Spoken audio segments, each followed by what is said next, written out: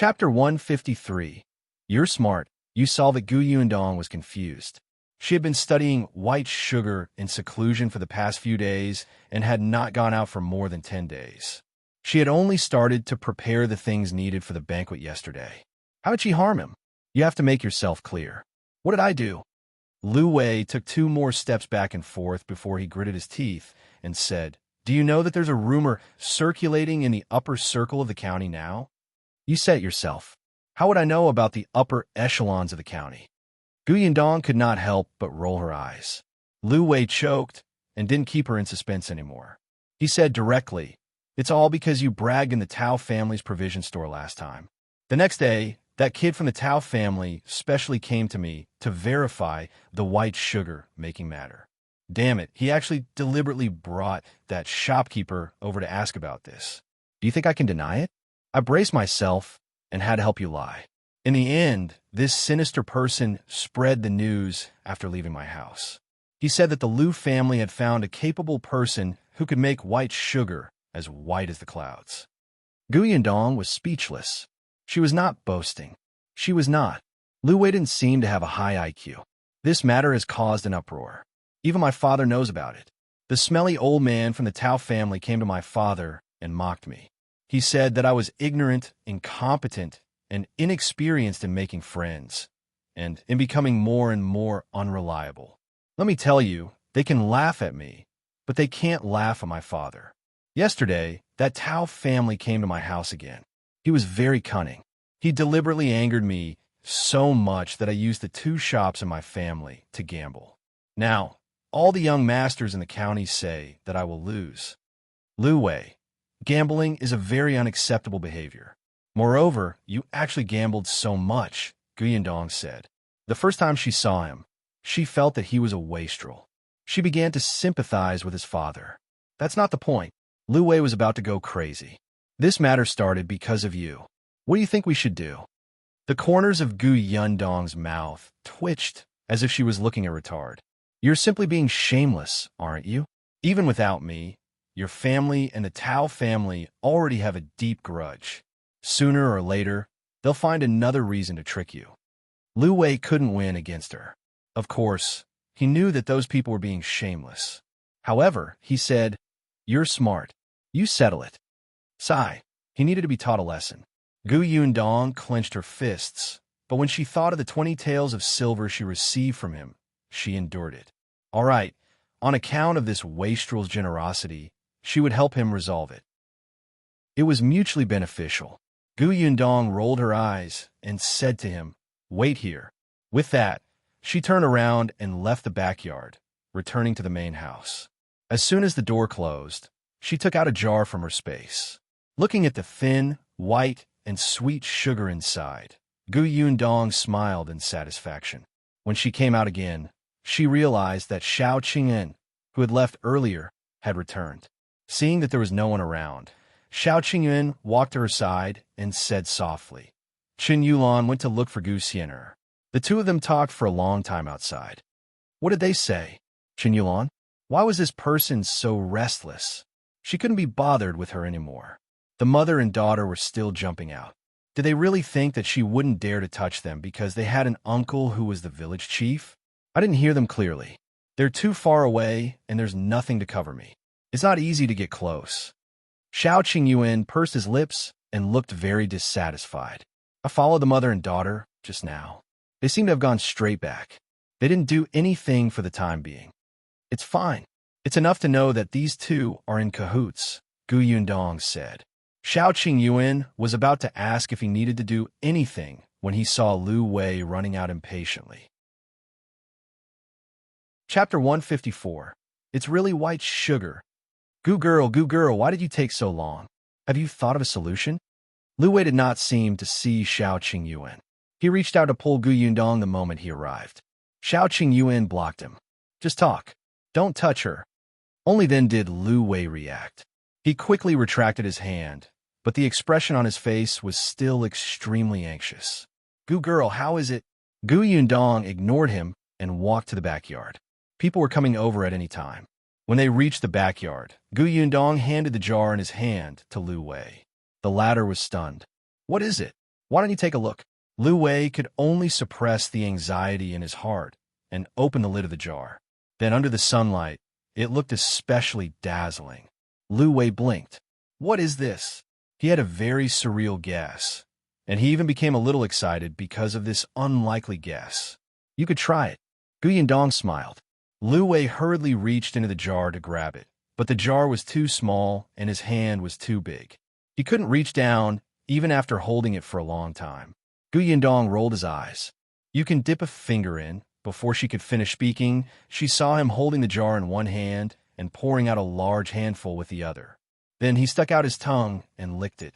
The next moment, his pupils constricted and he looked at Yundong in shock. Sweet. This is white sugar, Yundong said with a smile. Liu Wei's breathing suddenly stopped. He looked at the little girl in front of him in disbelief. Her chin was not even up to his chin. His lips could not help but tremble. Sugar that's like white clouds. Yundong looked up at the sky and then at the sugar. He thought for a moment and said, What do you think? Liu Wei was dumbfounded. She made it. She really made it. She was not boasting. This sugar was sweet and tasted different from brown sugar, but it was even sweeter. Liu Wei was extremely shocked. How could she be so capable? Ha! Liu Wei was stunned for a long time before he suddenly laughed. At first, he laughed intermittently, but later on, he actually laughed out loud. He laughed until his entire face turned red, and his entire body even trembled. Lewin, who was originally guarding the entrance of the backyard, was shocked. He thought that something had happened and hurriedly ran over. Seeing that the young master was about to go crazy, Liu Wei's heart skipped a beat, and he was about to cry. He quickly went forward and patted him. Young master, what's wrong with you? Don't scare me. What happened to you? Let's talk nicely. Liu Wei was almost suffocated by his slap. He suddenly kicked him. Go away. Then he held the jar in front of Yundong and said with shining eyes, Girl, you're amazing. How did you do it? What was it made of? Did you make it yourself? Yundong was about to reply when Liu Wei waved his hand again. Forget it. We'll talk about this later. The most important thing now is to bring this jar of white sugar to Tao. I want him, this stupid person, to open his dog eyes and see what white sugar is. He couldn't help but laugh as he spoke. He took the jar and left. Chapter 155. Your mind, however. He had only taken 2 steps when he was stopped by Shao Qingyuan. Liu Wei widened his eyes. Shao Qingyuan, what are you doing? As he spoke, he hid the jar behind his back, as if he was afraid that Shao Qingyuan would snatch it away. He could defend against Shao Qingyuan, but not against Yundong. Yundong heaved a sigh of relief when she immediately took the jar behind him. Fortunately, Shao Qingyuan moved quickly. This Liu Wei was a fool. Before she could finish speaking, he wanted to shout everywhere. She really wanted to beat him up. Liu Wei stretched out his hand. Give it back to me. What do you mean by give it back to you? This is mine. Could this person have any self-awareness? Liu Wei was instantly dejected, but he quickly said energetically, Then sell it to me. How much is this jar? Yundong rolled her eyes. I refined this candy, but I only have this 1 can. Liu Wei was stunned. Is it very difficult to make it? Yes, it must be very, very difficult. He was considered to be from a knowledgeable family, but he had never seen such clean, sweet, and thin white sugar. In that case, the girl was simply a genius. Moreover, there was only 1 jar of white sugar in this world. How expensive would such a rare thing be? Liu Wei counted his private savings in his heart, not knowing if it was enough. But before he could calculate it, Yundong shook his head. It's not that difficult. Yundong said, I've been perfecting the process of making sugar for more than 10 days. Previously, my technique was unstable and I did refine a lot of white sugar, but I was most satisfied with this jar. Before the apocalypse, she knew the process and method of making sugar and had tried before. However, at that time, there was a professional mentor guiding her. Moreover, the tools were ready-made. Now that she was alone, whether it was sugarcane or other things, she had to prepare them from scratch.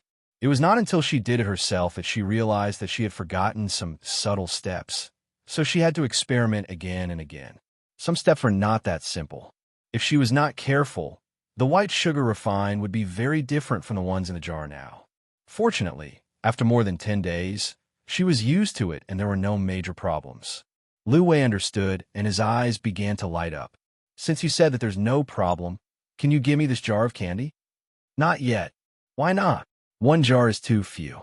Back then, I said 20 caddies at the grocery store. Don't you want to show that Tao guy 20 caddies? Secondly, do you think many people will want to get the formula and cause trouble for me if you go out with such white sugar now? Liu Yi was stunned. Beside him, Shao Qingyuan also frowned. This last point was indeed a troublesome matter. At that time, the Tao family would probably be the first to have ideas. Liu Yi couldn't help but pull his hair again. Then what should we do? I'm looking for a backer. There was no patent now, but even if there was, it was useless to meet someone with power and influence. Yundong had learned her lesson from Peng Zhongfei. If he dared to take her blueprint for himself so blatantly, others would also do whatever they could when they saw the huge benefits in the white sugar. Liu Yi nodded in agreement. Then his eyes lit up. With our Liu family as your backer, everyone in the county thinks that you're mine. Shao Qingyuan suddenly looked at him. What did he mean by you're mine? Chapter 156. So Yundong is so insidious. Shao Qingyuan immediately denied it. Not enough. Liu Yi straightened his neck and wanted to retort, but Yundong agreed. It's indeed not enough. Then who are you looking for? Liu Yi was unconvinced. The Liu family was considered one of the best in the county, right? Besides, the Liu family also had someone backing them. Yundong said, last time, you said that the emperor intended for Qin Wenzheng to return to the court. Is the news accurate? Of course, he paused and narrowed his eyes. You want Qin Wenzheng to be your backer? Well, Qin Wenzheng was indeed a very suitable candidate. However, he said, will he agree? Actually, our Liu family is not bad. You can even work with our family. Our family has channels and connections. Your sugar will definitely sell well. This brat finally thought of helping his family with business. This white sugar was a new thing and was very expensive. It was unique. The Liu family was already planning to leave the county city and walk to the prefectural city. This white sugar had come the right time. Last time, you said that Qin Wenzheng went out. It's been so many days. Has he returned to the county? There was another reason why Yundong did not want to work with the Liu family. The Liu family was in business. It was business. They could cooperate in the future. It would be easier to settle the score if everything was clear. However, if they were her backer, she had no advantage at all. She could only do whatever the Liu family said. However, Qin Wenzheng was an official. She would give him a certain amount of profit.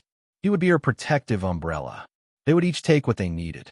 Of course, the prerequisite was that she had to meet Qin Wenzheng first and see if he was really as the rumors said. Liu Yi was still indignant. Qin Wenzheng is focused on the people and the country. He might not be willing to be your backer. Refining such fine white sugar can be considered a big step forward for the development of the country. Isn't it considered serving the country and the people?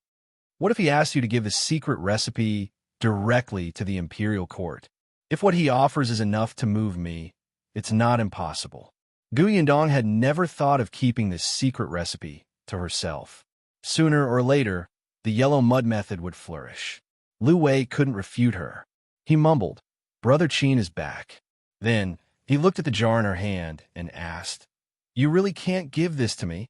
His expression of I can't wait to slap the white sugar on Tao's face and mock him for being ignorant and ask him to hand over the shops that he has lost was simply blinding. Can't you stand it? Give me another 10 days at most, and he'll give you 20 pounds. All right. It was so difficult to endure for 10 days. Yundong said, Actually, you can use these 10 days to let Tao show off in front of you again. Then, you can take the opportunity to increase the stakes. When that time comes, Liu Yi looked at Yundong. Was this girl so sinister? Still, he liked it. Ha, you're too smart. You're right. This time, he'll let Tao shoot himself in the foot and make him bleed. After saying that, Liu Yi turned around and ran away. Liuan, let's go back. Liuan hurriedly responded and followed. Yundong watched as he ran away like a gust of wind. He could not help but turn to Shao Qingyuan and say, Do you think he'll be affected by him being so silly? Just stay away from him in the future. Gu Yundong nodded in agreement. However, halfway through, he suddenly clapped his hands. Oh no, I forgot to tell him that this matter is confidential. Don't tell the Liu family for the time being. Chapter 157. Gu Yundong's images ruined. Gu Yundong hurriedly turned around and left, but by the time she reached the door, Liu Yi's carriage had already run far away. Shao Qingyuan frowned. He'll chase after him. With that, he ran to the back of the carriage. Gu Yundong sighed. Just as she was about to turn around, she suddenly saw a figure poking his head out of her door. When he saw her looking over, he quickly turned around and left. Gu Yundong squatted down to pick up a small stone and threw it at him. The man's head was hit squarely, and he immediately stopped. Gu Yundong walked towards him. You ran away when you saw me. Why? Did you do something guilty again? You're sneaking around outside my house. Could it be that you're targeting my house again? Of course not. Zhuangzi suddenly turned around and hurriedly denied it. Seeing Gu Yundong's serious expression, his thumb, which had already recovered, began to hurt again. Zhuangzi could not help but take a small step back. I heard from my sister that my parents came to eat here when I returned home at noon. I was curious and came over to take a look. Zhuangzi really did not know that his parents were in contact with Gu Yundong. He usually could not stand his parents' cowardly personality, so their relationship was very stiff. They would not say these things. Moreover, he had not been at home for a period of time. Ever since he completely fell out with Hu Liang, without him taking the lead, he did not take the initiative to cause trouble for others. His family still owed Gu Yundong a tale of silver, so he went to town to see if there was any work to be done. Unexpectedly, when he came back today, only his younger sister was at home. His parents did not come back for lunch. His younger sister said that the Gu family was going to set up the beam today. Their parents had gone to the Gu family to eat. Zhuangzi was really shocked. When did his parents become so bold as to go to the Gu residence to freeload? He was uneasy at home. After hesitating for a while, he still came over to take a look. However, he did not expect to be caught red-handed by Gu Yundong. Now, not only did he not save his parents, but he also implicated himself. Gu Yundong did not know that he thought this place was a wolf's den or a tiger's den, but she did not like the way he looked at her, as if she was the devil. At this moment, Yi came out of the Zheng family's house after washing the dishes. When she saw Zhuangzi standing at the door, she was stunned and hurriedly walked over. Why are you here? Have you eaten lunch? Zhuangzi nodded. Yes. Then he looked up and down at Yi. Mother, are you injured? Huh? What was he asking? I was just washing the dishes. How could I be injured? Where's father? Your father went to help move the tables. He should be back soon. The tables and chairs of the Gu family were borrowed from other families in the village. After cleaning up the utilities, they naturally had to return them. Gu Yundong was speechless. She finally understood that Zhuangzi treated her as if she was a demon.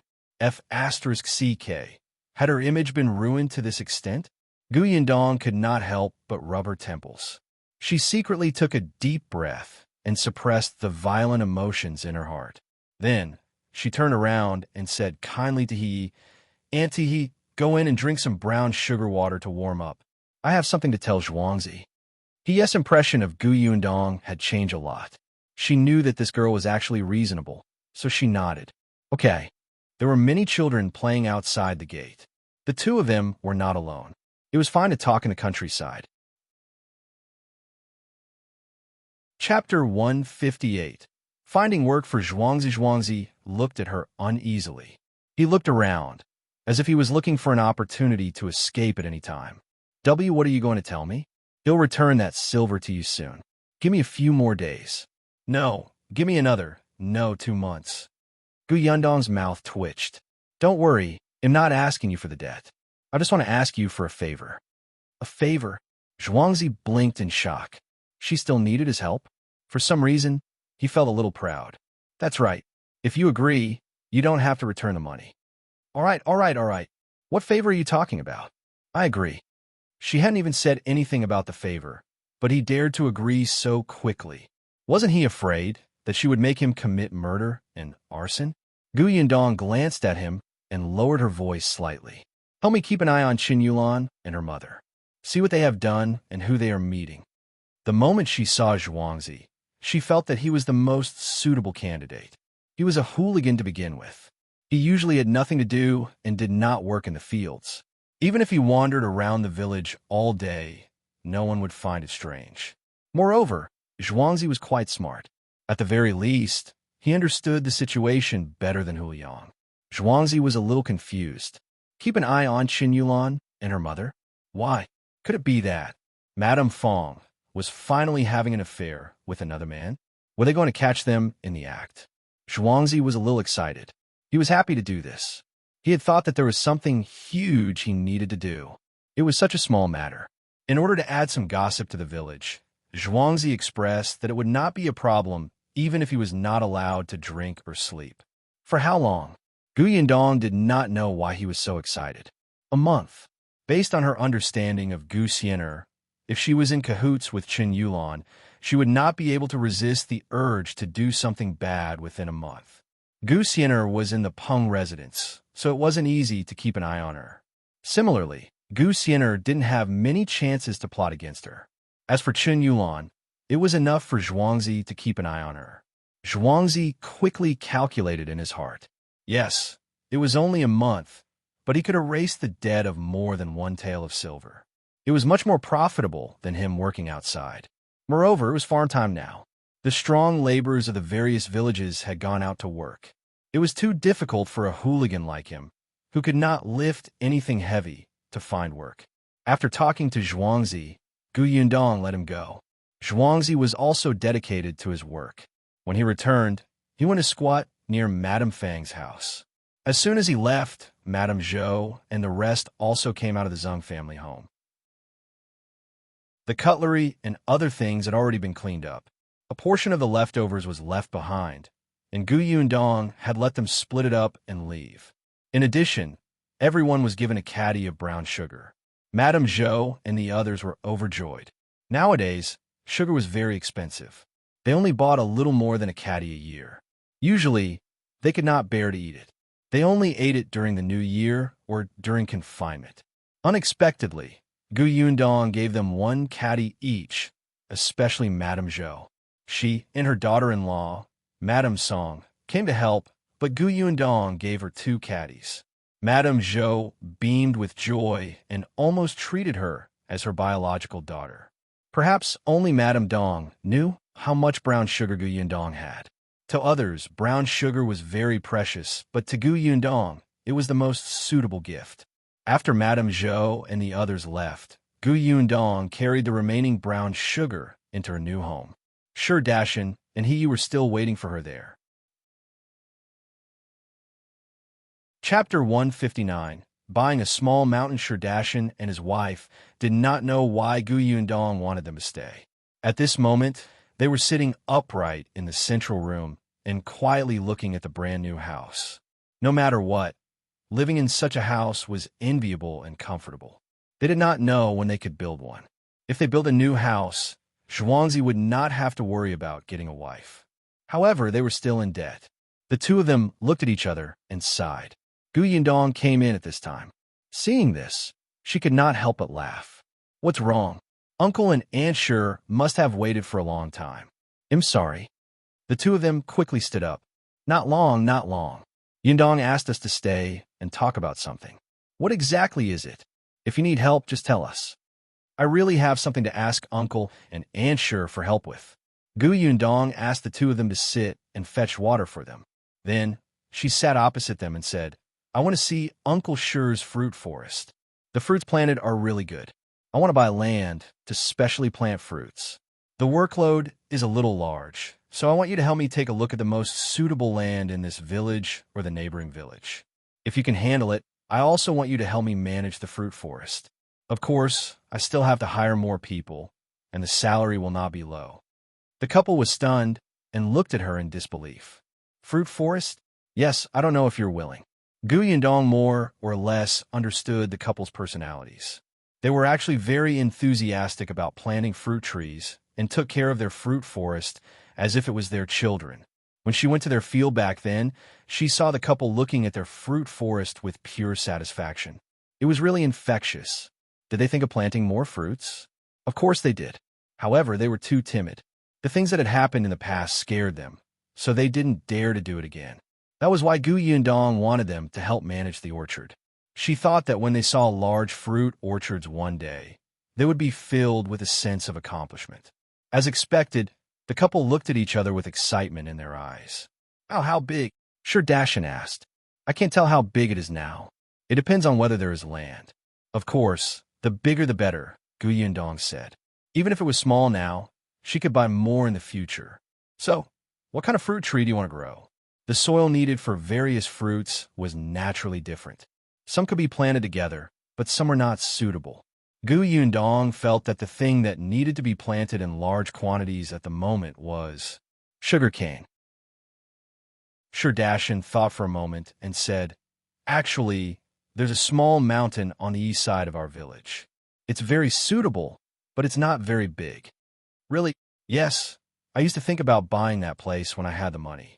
But later, he did not dare to. It's about 30 acres. Do you want to take a look?" "Yes." Yundong immediately stood up and followed Shao and his wife to the eastern mountain.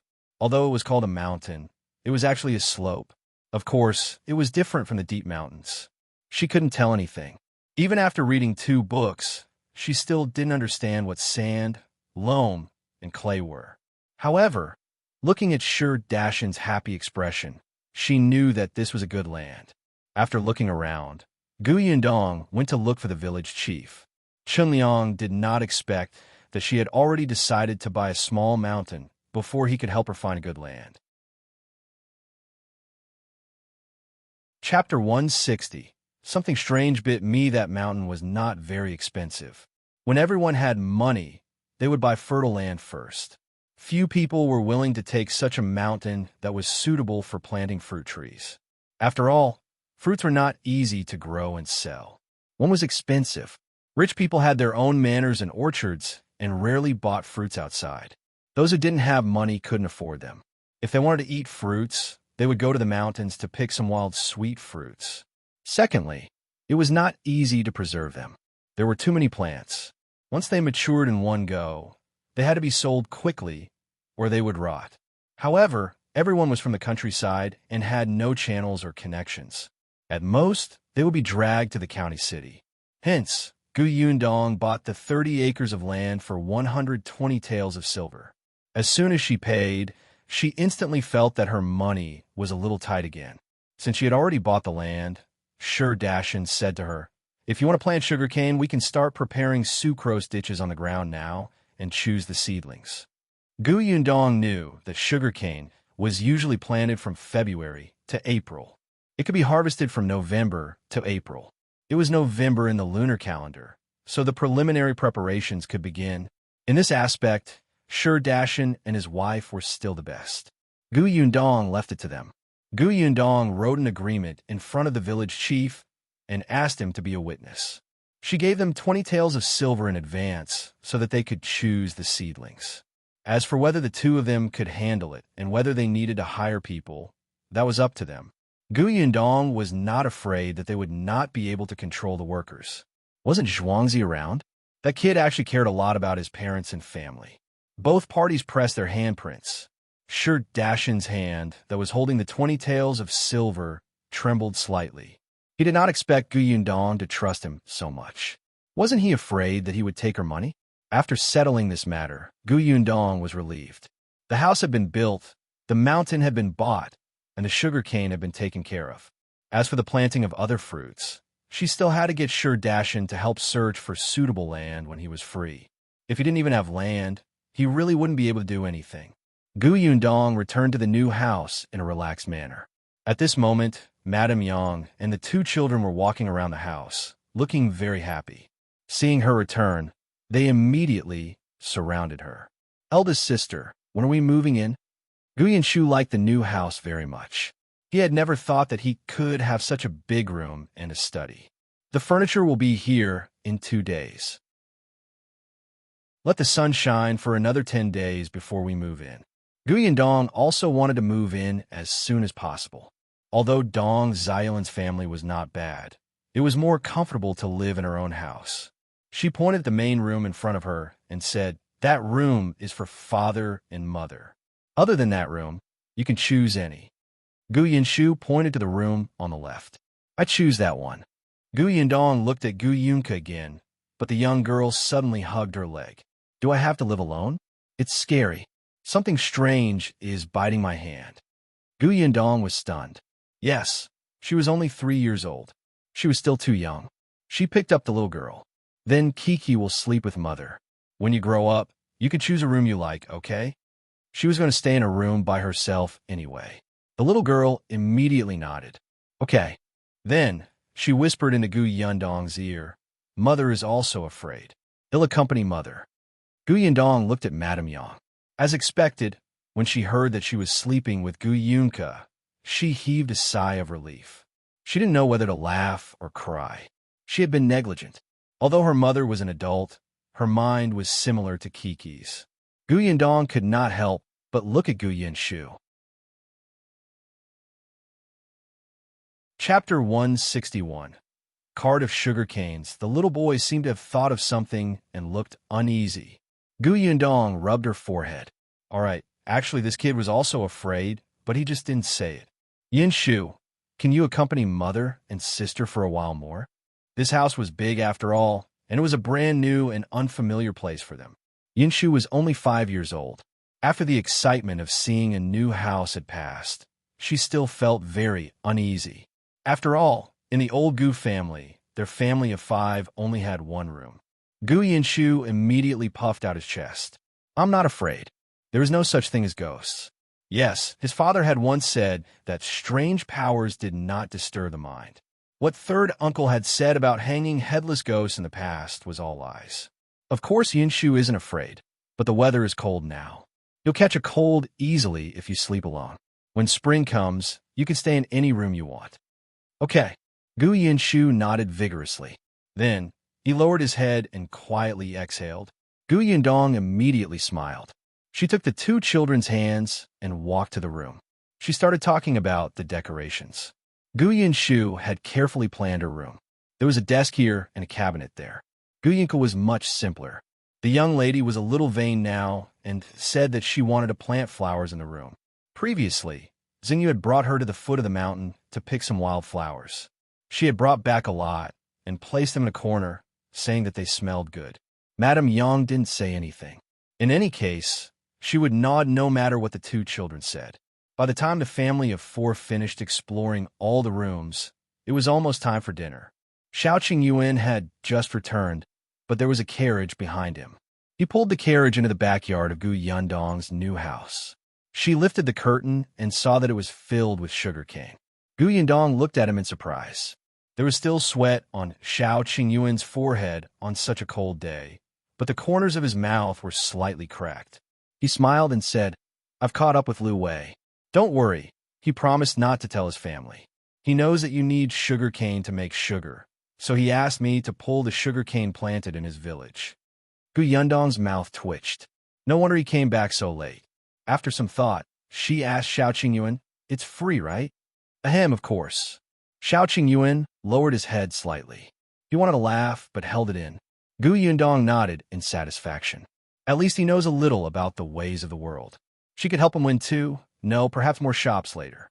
She saw Shao Qingyuan's travel-worn appearance and thought about how he had helped her keep an eye on Gu Xiener even though he hadn't eaten much for lunch.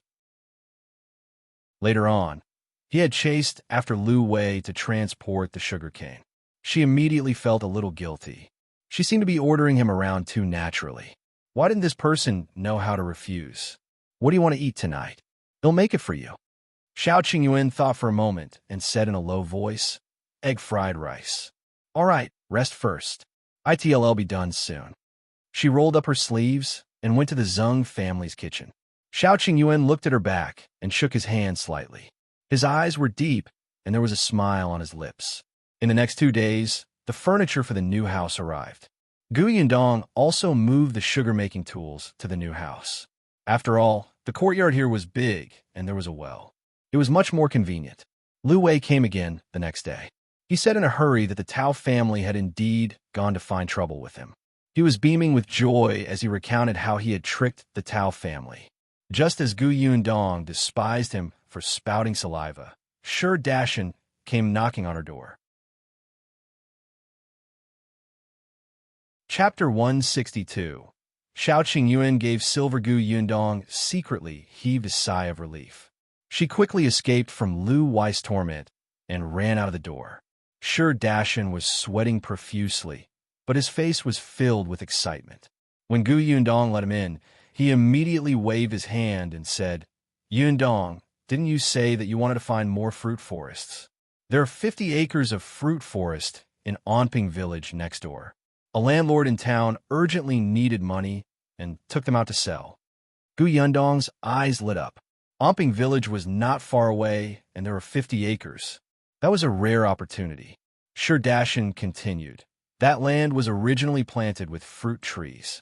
It's a good land. It's just that the landowner doesn't know how to plant them, so the fruits they produce are astringent. 2 years ago, they cut down fruit trees and planted some other things. The harvest wasn't very good, so they didn't manage it very well. Now that they're selling it, the price should be able to be lowered. It's just that the landowner asks the buyer to buy all 50 acres. This, at the end, Shi Dashan was a little worried. It would cost a lot of money to buy this land. He did not know if she had enough. Gu Yundong also calculated the money in her heart. She could not help but frown. She was tight on money.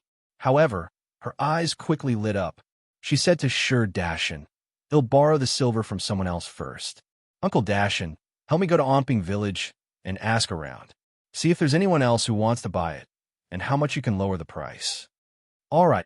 Shi Dashan immediately turned around and left. He happened to know someone in Anping village. It was Gaoxing's father, Zhao Zhu. Due to Gaoxing's close relationship with Zhuangzi, he had interacted with Zhao Zhu a lot. After a while, he became much more familiar with him. Gu Yundong also hurried back to her room to look for Liu Wei. Coincidentally, with such a rich young master around, it was not difficult to borrow money. When the sugar was sold for a good price later, she would have the ability to return the money to him. At most, she would only need the money for liquidity for half a month. Unexpectedly, when she reached the front yard, she did not see Liu Wei, who was still talking confidently just now. There was only Shao Qingyuan there. "Where's young Master Liu?" Shao Qingyuan was holding a hoe and helping her rummage through the garden in the front yard. When he heard this, he stopped and said, "He left." Left? F***CK, who said that he would talk about tricking Tao for a day and a night. She had only turned around to talk to Uncle Dashan, and he had already left? Shao Qingyuan leaned the hoe against the wall. I think he suddenly remembered something urgent. Why are you looking for him? He shouldn't have gone far yet. I'll call him back. With that, he was about to leave. Gu Yundong recalled that he had also run to chase after Liu Wei, who was sitting in the carriage. In the end, he did not even eat lunch or dinner and looked exhausted. She hurriedly called out to him, "Wait, I'm fine." Although she said that, her brows were still slightly furrowed. Suddenly, she looked up at Shao Qingyuan. Yes, if Liu Wei wasn't around, wasn't there still Shao Qingyuan? Gu Yundong immediately walked to his side with a smile and coughed lightly. There was an obvious purpose on her face. Shao Qingyuan raised his eyebrows. "What's wrong? Can you lend me some silver?" Not long ago, Shao Qingyuan had brought Liu Wei to the mountains to hunt 2 roe deers and a tiger. Liu Wei was generous and had promised to give him 100 taels of silver as long as Shao Qingyuan brought him into the mountains to hunt roe deers. In the end, Shao Qingyuan not only caught 2 roe deers, but also a tiger. In the end, he even saved Liu Wei's life. Gu Yundong did not ask how much money was given, but it was definitely a lot. "Wait for me." Shao Qingyuan didn't even ask why she wanted money. He turned around and returned to his house. Not long after, he came over with a box. "Here you go." Gu Yundong was stunned. Wasn't this too straightforward? She slowly opened the box. The next second, her eyes widened. Chapter 163. Gu Yundong's decision. Gu Yundong raised her head in a daze and looked at the calm person opposite her. She reached out and took out the banknotes from the box. She counted them again and again.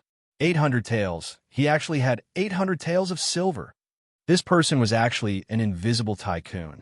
In the entire Yongfu village, there was probably no one richer than him. But the problem was, you have so much money, yet you still eat dry steamed buns, live in a dilapidated house, and wear clothes filled with patches. Even if you didn't know how to cook, hiring someone shouldn't be a problem, right? There was no need to live like a refugee. Shao Qingyuan glanced at the banknotes in her hand. His eyes were as calm as if it was just a few ordinary pieces of paper. There was no emotion in them. After a while, he said, "It doesn't matter. I'm all alone." Yundong suddenly paused. She actually felt that his words made her heart ache for some reason. Yes, he had always been alone.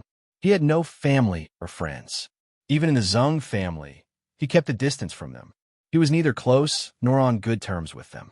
The people in the village regarded him as a ferocious beast. When children saw him, they would avoid him as much as possible. He was a loner. Whether he had money or not, it was meaningless to him. He just needed to eat his fill and wear warm clothes. He did not need a higher quality of life. Everyone called him a wolf cub, but Yundong had never seen him do anything to hurt others. Even if he did, it was someone else who provoked him first, or a hooligan like Liang. She didn't know why Shao Qingyuan's attitude was so cold even after his grandfather died, but she believed that there must be some unknown reason. Yundong tightened her grip slightly. For a moment, her mood became a little complicated. After a long time, she slowly exhaled and said, 300 taels should be enough for me. She took out 6 banknotes worth 50 taels and handed the box over. Shao Qingyuan shook his head and didn't take it. "He'll give it all to you. You can use it. If it's not enough, he'll think of another way." Shao Qingyuan, "The money is useless by my side. You should still buy land and fruit trees. There are many places where you need to spend a lot of money. You could buy land, too." Shao Qingyuan paused and said in a low voice, "The village won't sell the land to me." "Why not?" Yundong was surprised. As far as she knew, although Liang was not very close to Shao Qingyuan, he would not have any bad opinions of him. He was just like an ordinary villager. It was not to the extent that the village chief would not sell the land to him, right? Shao Qingyuan didn't think there was anything inappropriate to say. Everyone in the village knew about this. When I left the Li family back then, in order to repay them for raising me, I promised in front of the village chief and everyone that I wouldn't buy an acre of land. Yundong was so angry that she wanted to laugh. "You're not allowed to buy land just because they raised you? That's ridiculous. What were you thinking back then?" "Back then, as long as I could sever ties with the Li family, any conditions wouldn't be difficult." Perhaps because of the past, Shao Qingyuan's gaze gradually became a little cold. Seeing this, Yundong quickly changed the topic. "Forget it. It's all in the past. Then your 800 taels, you use it." Shao Qingyuan's tone was firm. Yundong pursed her lips and looked up at him, then at the banknotes in his hand, and then at him. After a while, she suddenly seemed to have made a major decision and looked at Shao Qingyuan solemnly. Chapter 164. Buying another 50 acres, since you know that I'm making white sugar. You should have guessed that it'll definitely turn this into a business in the future. Yundong said, "How about this? Since you have no use for the silver, it'll use this silver as a share for you. When the time comes, it'll give you 20% of the profits from selling white sugar. How about that?" She thought for a moment and added, "But it's just the sugar business. If I have other businesses in the future, you won't have share." Yundong had thought about it. She was the only one who knew how to refine white sugar. She had a lot of things to do. In the future, she would have to make dried sweets and fruits. She would have to find someone she could trust to share the burden. Shao Qingyuan was alone without any relatives or friends. Moreover, he was brave and resourceful. He was not a soft-hearted person. Most importantly, she realized that this person had a tacit understanding with her. Working with such a person would save her a lot of trouble. Most importantly, she realized that Shao Qingyuan was very obedient. Of course, there was also her hidden selfishness. Shao Qingyuan was stunned. He didn't expect her to make such a suggestion to involve him in what she was doing. He clenched his fists by his side, as if he was trying his best to control the emotions in his eyes. Seeing that he did not speak in a long time, Yundong asked softly, do you think it's too little? Then, 10%. Shao Qingyuan suddenly looked up and interrupted her. 10% is enough. Isn't a little too little? Why did she feel an inexplicable sense of guilt? It's enough. It's enough. His eyes were bright as he looked at Yundong and smiled. In the future, I'll do whatever you want me to do. There was no need to find an excuse. Yundong was speechless. These words sounded strange, but the matter was settled. Yundong received 800 taels of silver and signed an agreement with Shao Qingyuan. Yundong immediately went to the neighboring village and bought the 50 acres of fruit forest. The crops in the field were indeed not good. She did not know how the landlord planted them. As the landlord was in a hurry, and very few people could buy 50 acres of land in one go, Yundong's glib tongue kept lowering the price. In the end, they agreed on 8 taels per acre, which cost her 400 taels. Yundong felt that this money was really easy to go. It went out in a flash. She asked Sherdashin to help find fruit trees suitable for planting. She did not plan to plant sugarcane in these 50 acres. Once everything was settled, Yundong focused on making sugar again. Liu Yi came again every 2 days to check on the progress, but he was chased away by Yundong. If you come here every day, what if the Tao family finds out that something is wrong? If you expose white sugar in advance, you'll lose your bet. Liu Yi suddenly reacted. Yes. You're right. He'll go back now. When I go back, he'll pretend that I'm at my wit's end and fly into a rage. He'll let them be smug for a few days. With that, he hurried home. The corners of Yundong's mouth twitched. Now that she was working with Shao Qingyuan, she naturally handed him the method to make sugar. Since Shao Qingyuan dared to hand over all his assets to her, Yundong naturally would not let him down. There was no need to hide the method of making sugar. It had to be said that Shao Qingyuan got the hang of it much faster than her. With his help, their speed became much faster. After another day, Yundong carried more than 20 caddies of white sugar to the county city. Chapter 165. Little Liu Yi Yundong went to the Liu residence. Because of Liu Yi's instructions, she was not stopped when she entered. Liu Yi was very happy to see her. He was even happier to see the 20 caddies of white sugar. He took it and was about to leave. Yundong could not take it anymore and kicked him. Didn't we agree on 10 days? It's not time yet. But isn't it already 20 caddies? Liu Yi felt wronged. If he counted enough caddies, he could throw it at Tao Xing's face. Yundong secretly suppressed the anger in her heart. So, have you forgotten the second point I mentioned last time? The second point? Liu Yi thought for a while and finally remembered. Backer. Yes. Yundong glared at him fiercely. I'm going to look for Qin Wenzheng now to test his intentions. Your brother hasn't gone to school yet, right? Find me a clean servant's clothes. Why do you want the servant's clothes? To send your brother to school. She had specially woken up early in the morning and waited for the city gate to open before coming over. Did he think she had nothing better to do? Seeing that she looked like she wanted to eat him up, Liu Yi hurriedly went to look for Liu and go. Find a new set of clothes. Liu quickly took out a set of clothes. They were a little big. Fortunately, the weather was cold now. Yundong could just put them on outside. Then, Liu Yi went to his younger brother's courtyard and told his younger brother's servant that he would personally send him to school today. In the end, as soon as he led his brother Liu Yi to the door, he handed him over to Yundong. This was the first time Yundong had seen Liu Yi's younger brother. He looked to be about the same age as Yunshu, but his tense face and hands behind his back made him look like a little adult. Liu Yi was not surprised to see Yundong. On the way here, his brother had said that a friend of his would send him there today. It seemed that this was the person. Liu Yi nodded at her and pointed at the book box at the side. Take it and let's go. Then, he got the coachman to carry him into the carriage. Yundong looked at the book box and could not help but laugh. She followed him into the car. You're nothing like your brother. Liu Yi nodded and said with a serious expression, Father said that eldest brother can't be put in an important position. I have a huge responsibility and will support the entire Liu mansion in the future. Yundong wanted to laugh but did not dare to.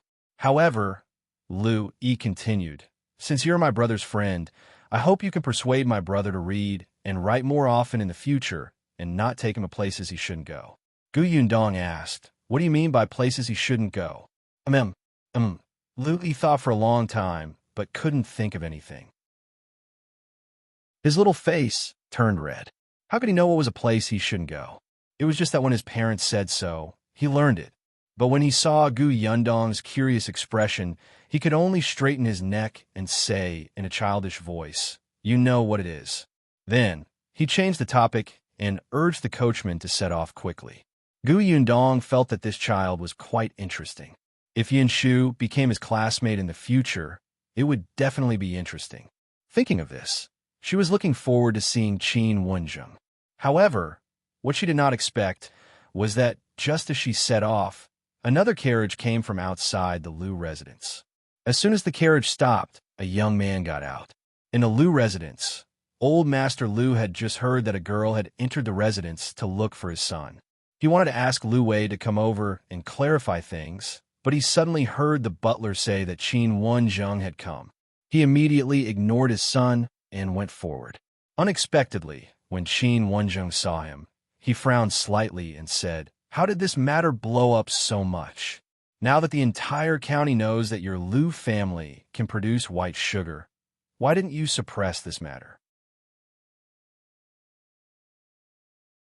Chapter 166. The Liu family's backer suppress it? Speaking of this, old Master Liu was so angry that he gritted his teeth. It's all that prodigal son's fault. I wanted to suppress it, but just as I spoke to old Master Tao, Liu Wei had already made a bet with Tao Xing in front of everyone in the city. What else can I say? Wenzheng did not expect Liu Wei to be so unreliable. This matter had blown up too much.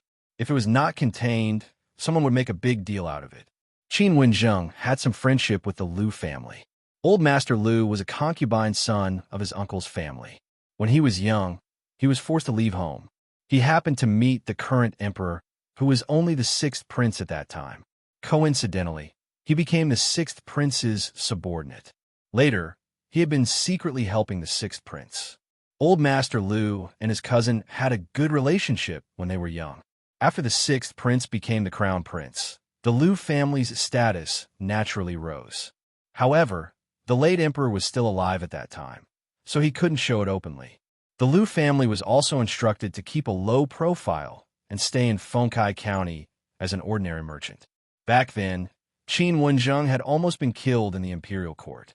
It was this uncle of the Liu family who had saved him and connected him to the crown prince at that time. He listened to the crown prince and temporarily retired from the capital. Later, he traveled all over the rivers and mountains and finally settled down in Fengkai County. It was also the suggestion of the Liu family's uncle, and he received old Master Liu's help. Now that the late emperor had passed away and the new emperor had ascended the throne, Uncle Liu could slowly surface from behind and appear in front of others.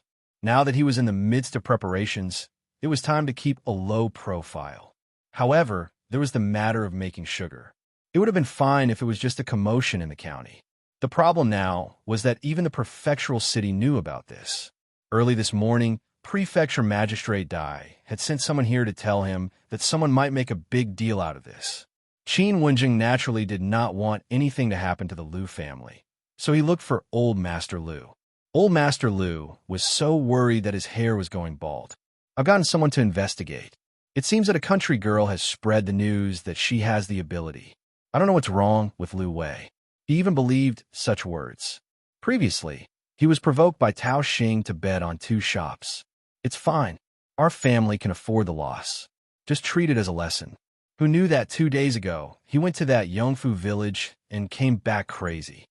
He went to teach his son a lesson, but this brat didn't let him interfere. He didn't even tell him what was going on and even found him annoying. He was simply an unfilial son. Indeed, it was a wise move for him to nurture his youngest son, Liu Yi. Actually, he had originally planned to get someone to go to Yongfu village today to find that woman. Previously, when he heard that a woman came to look for Liu Wei, old Master Liu guessed that it was most likely her. Qin Wenzheng also found it strange. He had seen Liu Wei before. Although he didn't like to study and wasn't smart, he wouldn't be so unreliable in the face of important matters. Where is he? We'll go see him. Qin Wenzheng was thoughtful and felt that Liu Wei was a little strange. To blindly believe a woman's words. Could it be that he had fallen into a relationship that he could not extricate himself from? Old Master Liu nodded repeatedly. All right, follow me. He was also about to look for him. The two of them hurried towards Liu Wei's courtyard. Unexpectedly, as soon as they stepped into the courtyard, they heard Liu Wei laughing loudly. That voice frightened old Master Liu. Just as he was infuriated, he heard Liu Wei start singing. His singing was awful. Not only was he tone deaf, but he was also wailing like a ghost. Old Master Liu felt extremely ashamed. Chapter 167. School entrance. Qin Wenzheng could not help but twitch his lips. He looked at old Master Liu. Don't tell me he's lost his mind? Old Master Liu's expression changed, and he hurriedly rushed in. As soon as Liu Wei turned around while singing, he saw old Master Liu and Qin Wenzheng coming in. His singing had just reached a high-pitched stage, but at this moment, it stopped abruptly, as if a duck was being strangled. The expression on his face froze, and his mouth opened wide, looking especially ferocious. Old Master Liu felt his heart ache and quickly came over to help him sit down. Why did you suddenly go crazy? I heard that a girl came to look for you previously. Did she do something? Father will send someone to capture her now. Liu Wei blinked and finally came back to his senses. He hurriedly reached out to hold his father's hand and shouted, Wait, wait, wait. Father, what crazy illness are you talking about? I'm not crazy. I'm fine. I'm just happy. It sounded normal. Old Master Liu frowned. If you're happy, why are you shouting? Hee, Father, you don't know why I'm happy. Let me tell you, No, I can't say it yet. In short, we'll be able to help Father earn 5 shops soon. At that time, Father, you can't say that I'm a wastrel and unfilial son anymore. I'm also very considerate of the Liu family. Old Master Liu snorted. Forget it. He'll be grateful if you don't lose 5 shops. Sit properly. Your brother Qin is looking for you. Father, you really look down on me. Liu Wei pursed his lips. Then he suddenly looked at Qin Wenzheng and stood up. Brother Qin, why are you here? Yundong had just gone to school to look for Qin Wenzheng when Qin Wenzheng appeared at his house. Wasn't she missing out? Liu Wei hurriedly urged Qin Wenzheng. Brother Qin, hurry back to school. Old Master Liu was so angry that he almost fell backward. He really should throw his son away. He slapped his son's back. What are you talking about? Your big brother Qin came to see you. Don't be ungrateful. No, Father, Liu Wei wanted to explain, but he didn't know how to start. On the other hand, Qin Wenzheng still remembered the purpose of his trip and said, Liu Wei, the matter of your bet with the Tao family has blown up too much. It's better to resolve this matter as soon as possible. I have an idea on my side. I can turn this big matter into a small one. I just want you to suffer a little. Are you willing? I'm not. He was about to slap his enemy in the face. Why should he be wronged? Qin Wenzheng was stunned and felt a headache coming on. Do you know how serious the consequences of this matter are? When the time limit for your bet is up and you can't take out the white sugar you mentioned, the Liu family might lose more than 5 shops. You might even lose the entire Liu family. I know, but Liu Wei's heart was itching. He even wanted to put the white sugar under Qin Wenzheng's nose and tell him that he had it. But he could not. If he ruined Gu Yundong's plans, she would definitely skin him alive. Liu Wei couldn't help but shudder. He couldn't care less and reached out to push Qin Wenzheng out. Brother Qin, go back to school first. When you go back, you'll know everything. Really, I beg you to go back quickly. If there's no result when you go back, come and look for me in the afternoon. He'll do whatever you say. Qin Wenzheng was stunned. He narrowed his eyes and looked at Liu Wei for a moment before finally nodding. Okay. He bade farewell to old Master Liu and turned around to go home. Liu Wei heaved a sigh of relief. Gu Yundong would probably thank him. Yes. At this moment, Gu Yundong had already brought Liu Yi to the school. As soon as they got off the carriage, they saw many people surrounding the school gate. Chapter 168. Violent Gu Yundong asked Liu Yi to stand where he was, instructed the coachman to keep an eye on him, and squeezed into the crowd. The people outside were all people who lived nearby. All of them looked at the two parties who were confronting each other inside. One of them stood at the entrance of the school. There were 4 people. One was a young woman with a maidservant beside her. She was carrying a young girl in her arms. The last one was the gatekeeper that Gu Yundong had seen before. Standing opposite them was a middle-aged man who looked a little old. He was wearing a neat long robe and a square scarf. He looked like a scholar. There were 3 youths and 2 children standing beside him. It was obvious that they were coming aggressively. Gu Yundong frowned and asked the people around her what had happened. The onlookers at the side kindly explained to her, "These people are the teachers and students of our county's Dongyi Academy. I heard that yesterday a few students of Dongyi Academy were discussing some knowledge loudly in the tea house." In the end, Master Qin was also in the tea house with his wife and daughter. When he heard the wrong knowledge they said, he pointed it out and corrected them. In the end, today, the teachers of their academy brought people up to argue that what Master Qin said was wrong. Gu Yundong had asked around before and knew that Dongyi Academy was the largest academy in Fengkai County other than the county school. The dean of the academy was a high scholar, and 5 of the students had elementary scholar titles. Compared to it, Qin Wenzheng School was much weaker. Not to mention that it had only been open for a year or 2. Even the students he had taken in were all children, and there were only a dozen of them. Not to mention elementary scholar, there was not even a preparation scholar. Moreover, Qin Wenzheng was really low-key. Only people like the Liu family, the Peng family, and the county magistrate knew his identity. For example, more than half of the families of the students in his school had only sent their children over when they heard that there was a school here. The teacher was kind and knowledgeable, and the tuition was affordable. In Dongyi Academy, only the dean who was the high scholar knew who he was. However, this high scholar was already on the way to the capital for the examination because the new emperor had ascended the throne. Today, the person who had brought a few students to look for Qin Wenzheng was just an ordinary teacher. Madame Gu, who was at the door, was also annoyed by these people, but she still said patiently, "My husband is not at home. If you have something to ask him, come another day." The teacher standing in front sneered when he heard this. "Not at home. I'm afraid he knows that he said something wrong yesterday and doesn't dare to come out, right? To think that he's still a teacher who teaches and educates people. He doesn't have literature in his heart, but he has to pretend to be knowledgeable. A person like him doesn't deserve to be a scholar at all.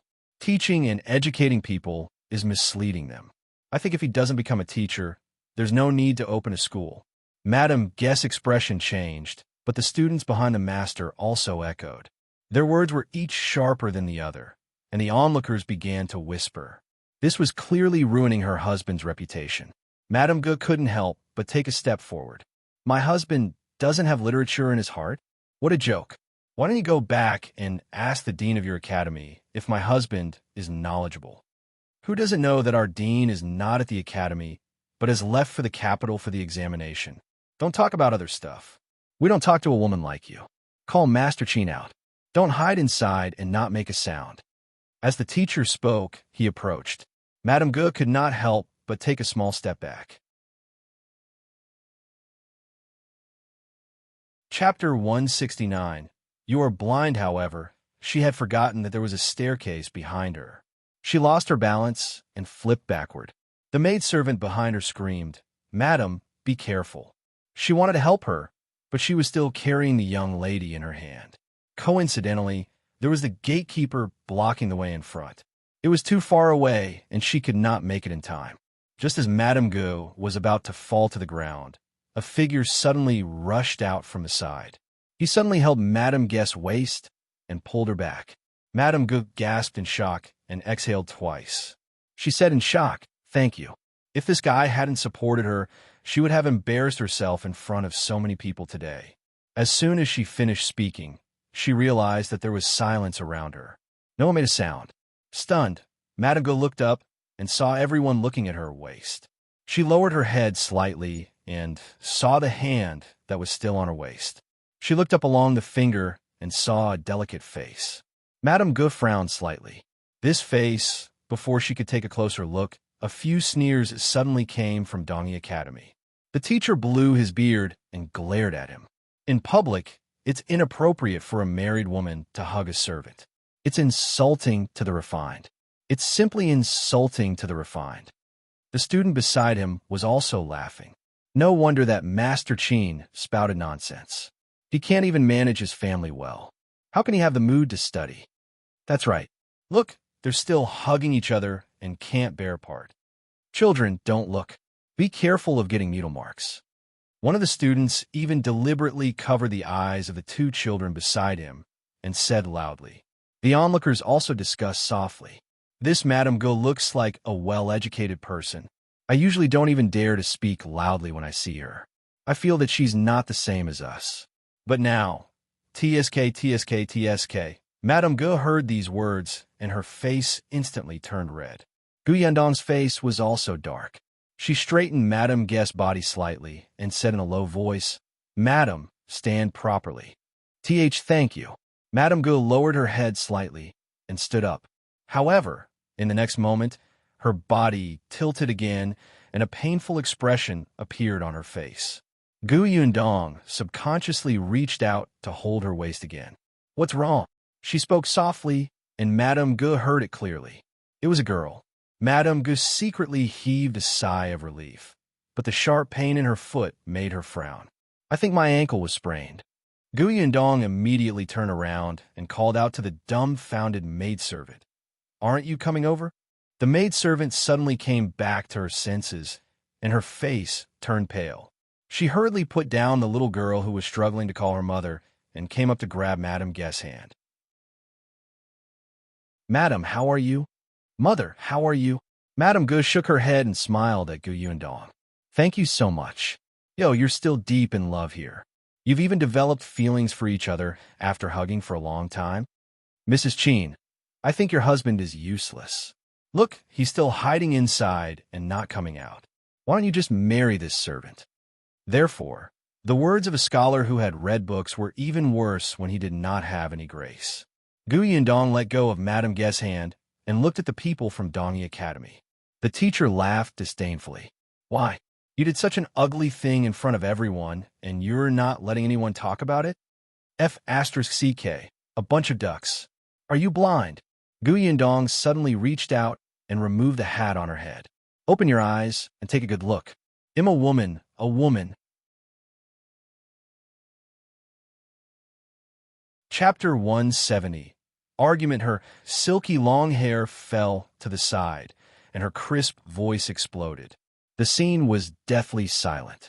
Everyone seemed to have their acupoints pressed as they stared at her without moving. After a while, the master of Dongyi Academy suddenly came back to his senses. He shook his head fiercely and pointed at Gu Yundong. You're a woman? Why? Not only are you blind, but your eyeballs are also gone, right? The student behind the master couldn't help but exclaim, If she's a woman, why is she disguised as a man? Because I'm happy to. It's none of your business. Gu Yundong glanced at him and snorted. The master was so angry that he almost fell backward. His entire face was red with anger. How unbecoming. It's simply unbecoming. Not only is she disguised as a man, but she also curses. It's simply insulting to the refined. Refine my ass. Gu Yundong took 2 steps forward and approached the teacher. She sneered. You're a teacher of Dongyi Academy. Instead of educating people, you brought students to find trouble with us. Why don't you say that it's insulting?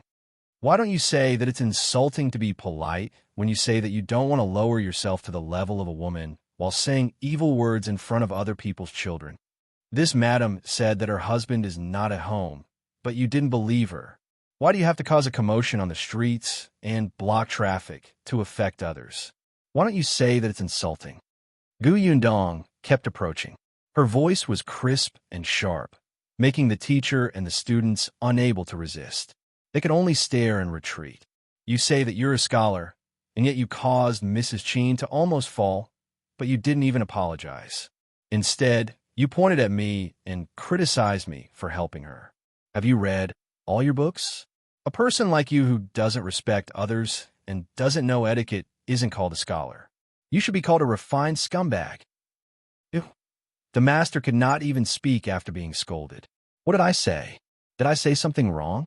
Even I know that when scholars visit, they should first send a visitation card and arrange a time and place before sitting down to talk about the past and the present. They should not bring a few students to the door of someone's house aggressively and talk nonsense to the old, weak, women, and children. What's the difference between you and a street shrew? This time, not only the teacher, but even the students' faces flashed with embarrassment and hatred. Yundong raised her chin slightly and sneered. With your manners and upbringing, you've disgraced the Dongi Academy and the scholars.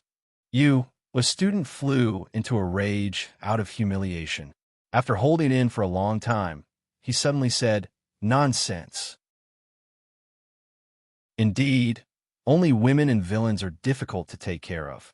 The master nodded vigorously. You're right. The ancients were right.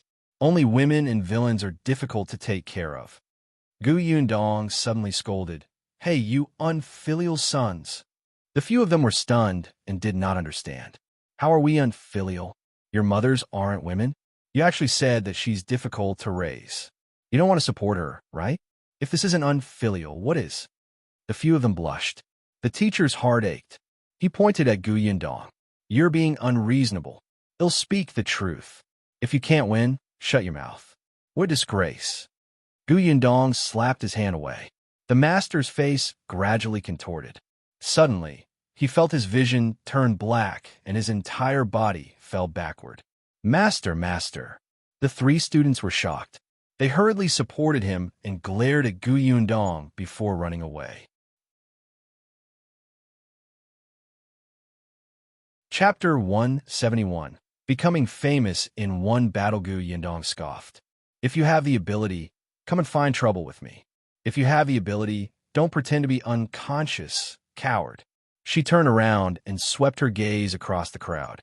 Just now, these people were still making sarcastic remarks and pointing fingers at Madame Gu. But now, they looked at her and did not dare to say a word. Who would dare to come out? Didn't they see that she was so sharp-tongued that even a scholar fainted from her scolding? Is there anything else?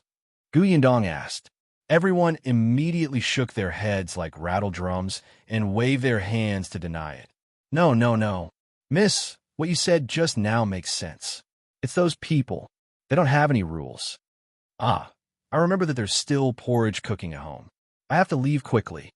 I have to go back and wash my clothes too. It's rare for the sun to come out. As the voices fell, the crowded street instantly dispersed.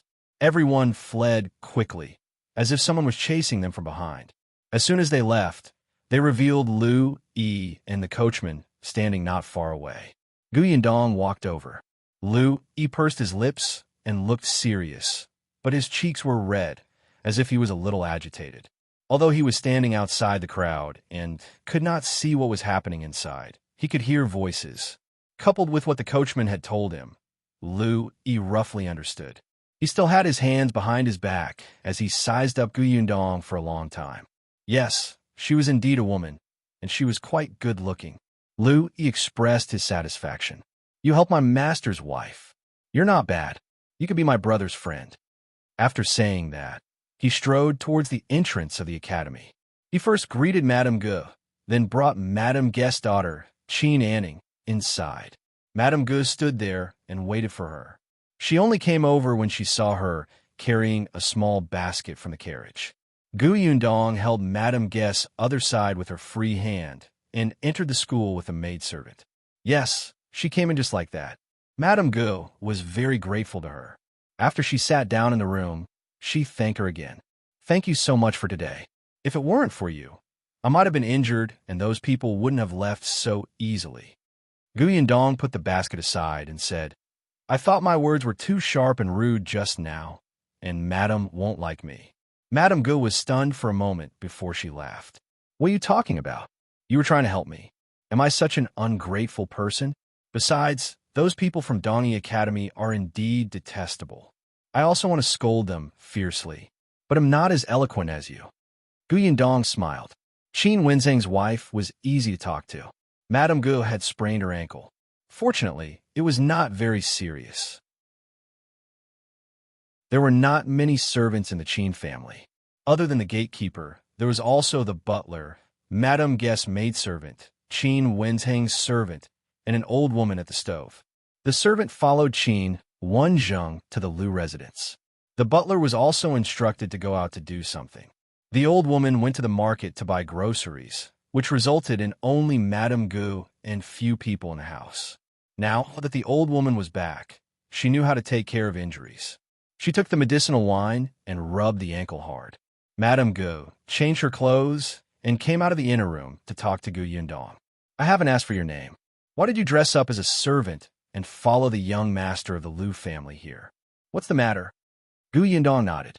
My name is Gu Yundong. I'm indeed here for something today. Miss Gu, please speak. I want to... She had just started when hurried footsteps came from outside. Madam, how are you? Chapter 172. My brother Yunshu is deeply virtuous. Before Gu Yundong could regain his senses, she saw a figure rush in like a gust of wind. He ran to Madame Gu's side and squatted down to look at her feet. Madame Gu pushed him anxiously. Don't. There's someone here. I'm fine. I've already applied the medicine. Qin Wenzheng had indeed smelled the medicinal wine. Seeing that Madame Gu was not injured, he heaved a sigh of relief. As soon as he returned, he heard from the gatekeeper that the students of the headmaster of Donnie Academy had come to cause trouble. He was extremely anxious and immediately ran in. When he heard Madame Gu's words, he stood up and turned to look at Gu Yundong. I heard from Uncle Quan that you saved my wife. Thank you, Mississippi. You're welcome. Gu Yundong smiled. She had finally met the legendary Qin Wenzheng. He was a little more refined than she had imagined. Judging from how nervous he was about his wife just now, he should be someone who valued relationships. Qin Wenzheng thought quickly. Not only did Uncle Quan, the gatekeeper, say that Donnie Academy had come to cause trouble, but he also said that Madame had sprained her ankle. He also said that the girl who helped them was dressed as a servant of the Liu family to send Liu Yi to school. Coupled with what happened in the Liu family, he quickly thought of Gu Yundong's identity. Therefore, after Qin Wenzheng sat down, he asked, Miss Gu, are you from Yongfu village and know the eldest young master of the Liu family? Yes. Gu Yundong nodded. Qin Wenzheng tapped his fingers on the table. Then, is there something you need from me today? After a pause, he added, You saved my wife. As long as I can help, I want refuse. She had deliberately disguised herself as a servant to come to the door and knew the eldest young master of the Liu family. She must have known his identity. Gu Yundong's expression turned serious. Since Master Qin has said so, I won't stand on ceremony. I have a 5-year-old brother who's really adorable, understanding, and righteous. He's sensible, lively, cheerful, and smart. Miss, I know that your brother is a very, very good child. You could just get to the point. Qin Wenzheng was slightly sweating. He had never seen anyone praise their child so much. Shouldn't she be a little humble? Oh, Gu Yundong coughed lightly. It's like this. I hope Master Qin can take my brother Yunshu as a student and teach him how to read and write. That's it. Gu Yundong nodded seriously. I heard from young Master Liu that Teacher Qin is knowledgeable. I saw that the Liu family sent their children here to school. I think Teacher Qin must be good. Qin Wenzheng took a sip of tea. Well, at least Liu Wei had some knowledge. I've always taken in students based on their aptitude and character. If they catch my eye, no matter if they're rich or poor, they'll still be my students. I haven't seen your brother yet. Miss, why don't you bring him over to take a look? Gu Yundong smiled. No exceptions? Didn't the Liu family send Liu Yi here because of favors? Although she trusted her brother's qualifications and character. Madame Gu reached out and nudged Qin Wenzheng. The corners of Qin Wenzheng's mouth twitched, and he coughed lightly. That's true. Miss helped my family a lot today, so I can naturally relax my requirements. As for how relaxed, Sai, who asked him to love his wife. That was a 5-year-old child. Whether he was stupid or had a bad character, he could more or less turn things around if he put in more effort. Yundong was relieved to hear that. Apart from that, I have something else to discuss with Master Qin. Chapter 173. As you see, this is White Sugar Qin. Wenzheng frowned slightly. Hey, don't push your luck. He had a temper too. Yundong looked to the side and said, I want to talk to Mr. Qin alone about this. Qin Wenzheng's frown deepened. However, he remembered that he also wanted to ask this girl if the Liu family's bet had anything to do with her, so he agreed. He asked the maidservant to bring his daughter out, and also asked the manservant who was originally standing at the door to leave. However, he did not let Madame go leave. I don't have anything to hide from Madame. If you have something to say, just say it. Coincidentally, I have something to ask you. Yundong had no objections. Instead, she felt that such a respectful and trusting couple was more reassuring. Still, Master Qin, do you have something to ask me? This was a little strange. Then you can ask first. It was also a good opportunity to get to know Qin Wenzheng better. After all, she still needed to be cautious about what she was going to say next. Qin Wenzheng did not decline. He was originally quite anxious. Miss Gu is from Yongfu village and is friends with the eldest young master of the Liu family. You should know about the bet between him and the Tao family, right? I want to know if this matter is related to Miss. So is this. She nodded. It does concern me. Qin Wenzheng's expression suddenly became serious. In that case, Miss is really the woman who claimed to make white sugar and made young Master Liu believe her without a doubt. There shouldn't be anyone else. Qin Wenzheng could not help but raise his voice slightly. Miss, do you know that this matter has already reached the prefectural city? If we don't control it, the consequences will be unimaginable. Madame Gu tugged at his sleeve worriedly. Qin Wenzheng exhaled slightly and continued. I went to the Liu family today and met the eldest young master of the Liu family. I originally wanted to persuade him to reduce the matter, but he refused to listen to my advice. He seemed to trust Miss Gu very much, but he refused to tell me the reason when I asked him. Miss Gu, can you tell me the reason? The reason is very simple. Young Master Liu believes that I can make white sugar.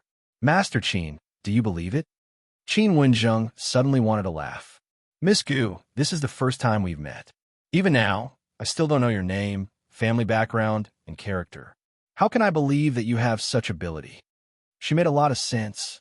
Yundong nodded and bent down to pick up the basket that had been placed on the table. Then, she pulled off the cloth covering it and revealed a ceramic jar. Then will you believe that I have the ability to do so after seeing this? Qin Wenzheng was stunned.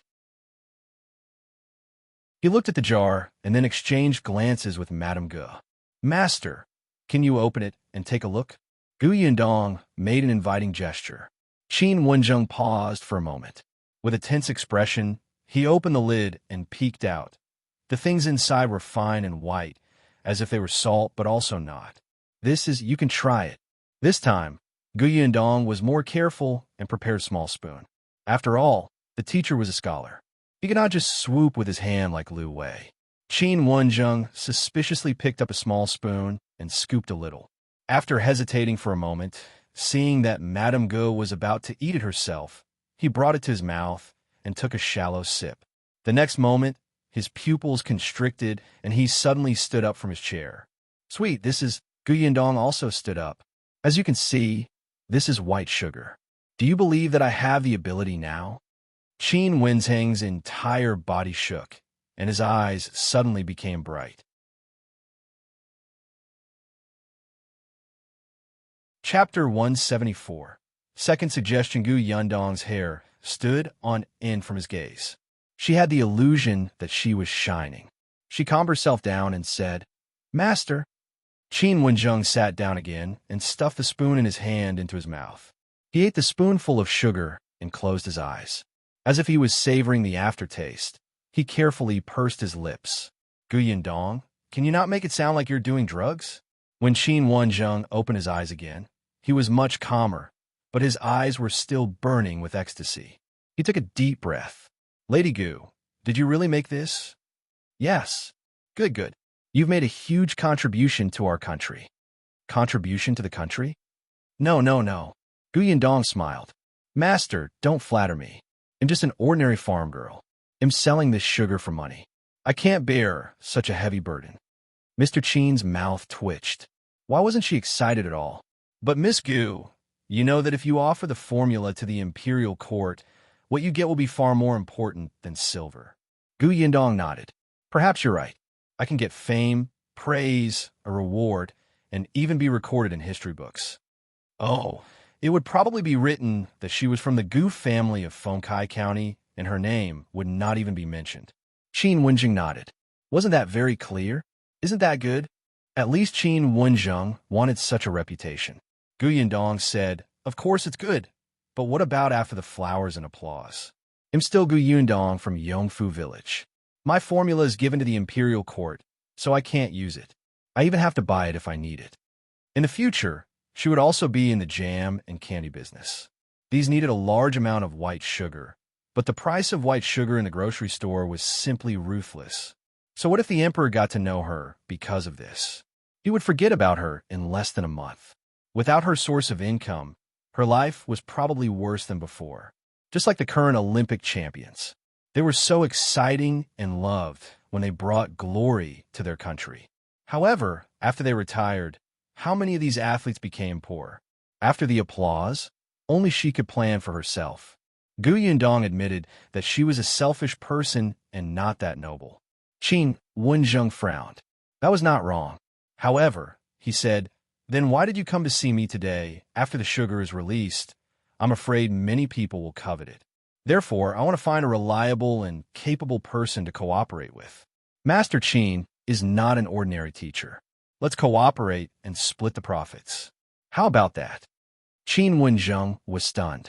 This girl actually had such an idea. But he shook his head slightly and frowned. Although I'm not a rich person, I'm not short of money. Besides, this white sugar is a hot potato to me. He wanted this share, but if the emperor found out, he would definitely not let him off. This was white sugar. It was unique. It was not like he was cooperating with others to open a restaurant or shop. It was easy to get a share of the profits from those, but it was not easy to get them from white sugar. Gu Yundong was not surprised by his rejection. She smiled and said, Master Qin, why don't you listen to my second suggestion? There's more? Qin Wenzheng could not help but sit up straight. Speak.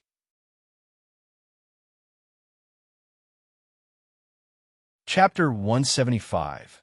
Qin Wenzheng is unromantic. Gu Yundong pointed at the white sugar. The formula for the white sugar can be presented to the imperial court. Qin Wenzheng's eyes lit up, but she continued. But there are conditions. What conditions? The imperial court will allow me to privately make and sell it. Damn it, she was clearly the one who made it. She still had to obtain the imperial court's permission to make deals. It was so annoying. But Gu Yundong knew that it was impossible for her to keep the technique of extracting white sugar in her hands. This thing was not like recipe or embroidery skills. This person did not have it, but that person did. They could hide it as an inheritance and let the future generations inherit the skills. White sugar was related to the livelihood of the people. In the future, it would have to enter thousands of families. It was like salt. She was just a small farmer girl. How could she dare to monopolize it? She would be killed in minutes. However, she could let the imperial court monopolize it. Seeing that Qin Wenzheng was silent, Gu Yundong continued. Master Qin, let's face the reality. If you want me to offer the formula, this is the only condition. Of course, the imperial court can also disagree. You can also coerce and tempt me, but nobody wants to see the bad consequences. Although I want to do business in private, don't worry. My quantity won't be huge. Besides, what I want to do the most isn't the white sugar business. At this point, she lowered her voice slightly. However, the imperial court can refine it in large quantities. Master Qin, the treasury is empty now, right? Don't look at me like that. To say something disrespectful, we all know what kind of person the late emperor was. Moreover, as soon as the current emperor ascended the throne, he immediately sent a large sum of disaster relief silver to Yongning Prefecture. Just think about how much silver there is in the treasury. Qin Wenzheng's expression turned grave. Gu Yundong lowered her voice even more. But this white sugar can help the emperor earn a lot of money. White sugar looks fair, but there's not much of it. I heard that most of the nobles in the capital like to compare. If they know that there's such a thing, wouldn't they think of ways to buy it? But white sugar is in the hands of the court. Isn't the price just how much the emperor wants? Besides, white sugar can also be exported to our neighboring countries.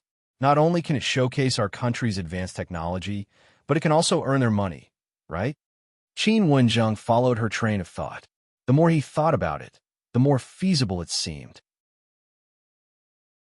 Although sugar would be commonly distributed to the families of ordinary people in the future, the emperor could still take advantage of these few years to earn a sum of money to fill the national treasury, right?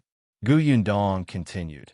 As for me, even if I make a private transaction, I will only set the price to be about the same as the imperial courts. I don't need much, so most people still have to ask the emperor for it, right? As long as Master Qin is my backer and doesn't let others find trouble with me, I will tell you the formula. Qin Wenzheng was silent. After thinking for a long time, he finally nodded seriously. All right, then can I go to Yongfu village now to see how you refine this white sugar? Master Qin, you should ask the higher-ups first and confirm it. Qin Wenzheng looked at her deeply. You don't look like a farmer girl at all. I also think I'm very smart. Madame Gu, who was sitting quietly at the side, could not help but laugh out loud. Qin Wenzheng's tense face could not help but twitch. He shook his head and laughed. Then Miss Gu, wait a moment. He'll go write a letter. As he spoke, he took the white candy and left. Madame Gu had been watching. When she heard that Qin Wenzheng was leaving, she wondered if she could have a bite of such sweet and white sugar. She did not expect her husband, who was insensitive, to take it away.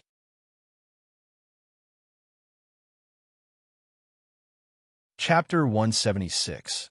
Family goes to Yongfu village. Qin Wenzheng quickly finished writing the letter and got someone to send the jar of white sugar to the capital.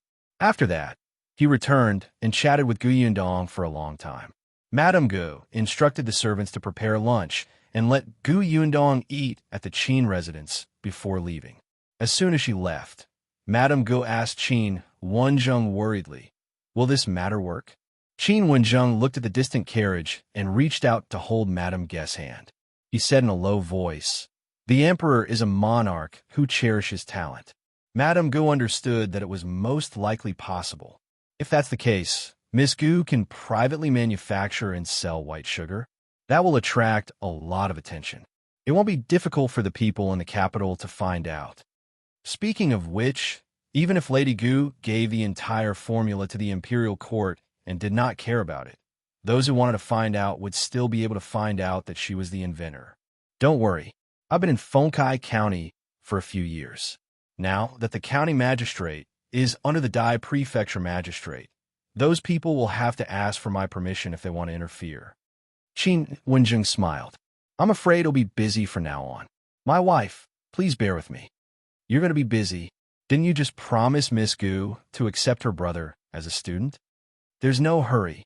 At the very least, we have to wait for news from the capital before we have the mood. Qin Wenzheng's judgment was correct. 5 days later, a letter came from the capital and was sent to the Qin residence overnight. It was a thick letter, which showed how important it was and how much the emperor valued it. Qin Wenzheng opened the letter and smiled. The next morning, he brought Madame Gu and his daughter, Qin Anning, to Yongfu village. When the carriage entered Yongfu village, the villagers were no longer as curious as Gu Yundong's first visit. After all, ever since the Gu family bought a carriage and the Liu family's young master often came over, the carriage was no longer rare. However, there were still children following behind the carriage. This was the first time Qin Anning had come to such a place. Seeing that the children were different from the children from her school, she was slightly excited and wanted to get out of the carriage, but she was stopped by Madame Gu. This young lady was not a quiet person. If she really wanted to play with children of the same age, she would definitely go crazy. Her mother would not be able to pull her back. Wenzheng lifted the curtain and asked the child outside, "May I ask how to get to Gu Yundong's house?" At first, he was afraid that these children did not know. After all, he did not know Gu Yundong's father's name. Unexpectedly, the children nodded in unison. The Gu family? Other families might be unknown, but who did not know the Gu family? The most imposing green brick-tiled house was her house. It was very impressive.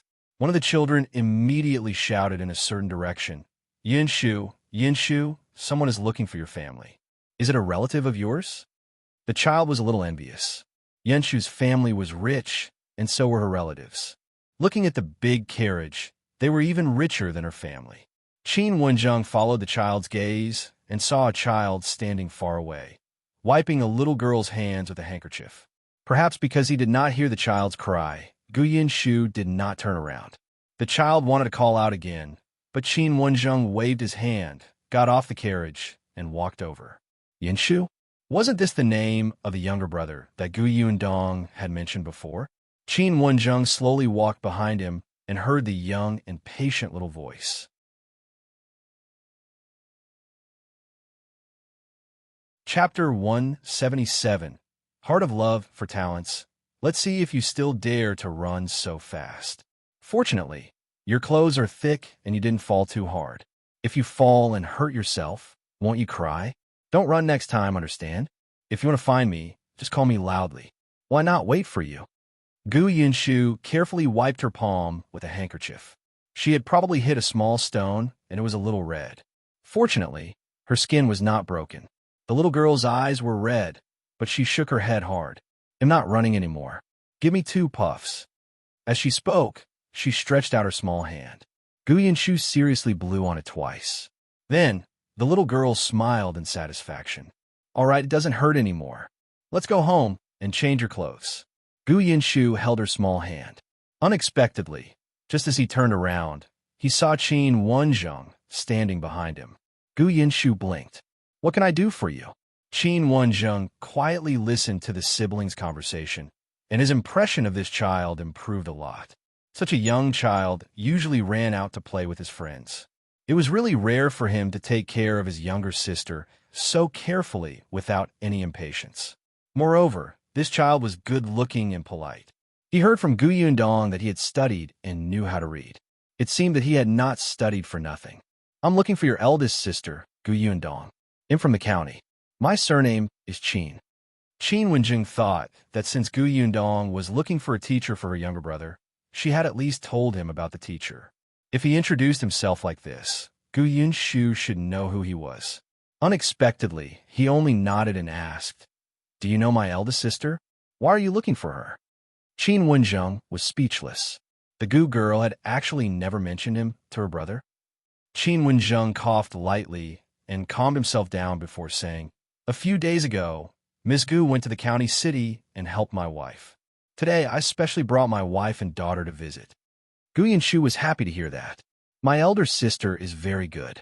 She's kind, beautiful, and capable. When she sees that your wife is in trouble, she will definitely help her." Gu Yunka nodded. "She's also smart." Wenzheng looked up at the sky and recalled Gu Yundong praising her younger brother with a bunch of idioms that day. It seemed that this was inherited from the family. Siblings did not even have to be humble when praising each other. Gu Yunshu's attitude towards Wenzheng immediately improved. "They'll bring you there. Follow me." With that, he held Gu Yung's hand and walked forward. They were only at the village entrance now. Their house was at the foot of the mountain, and it was still a little far away. Wenzheng wanted the two of them to get into the carriage.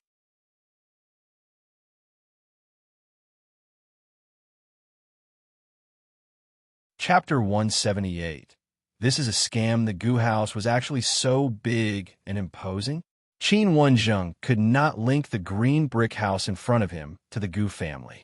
Didn't they say that Gu Yundong's family had fled from elsewhere? Didn't they say that her father had still gone missing?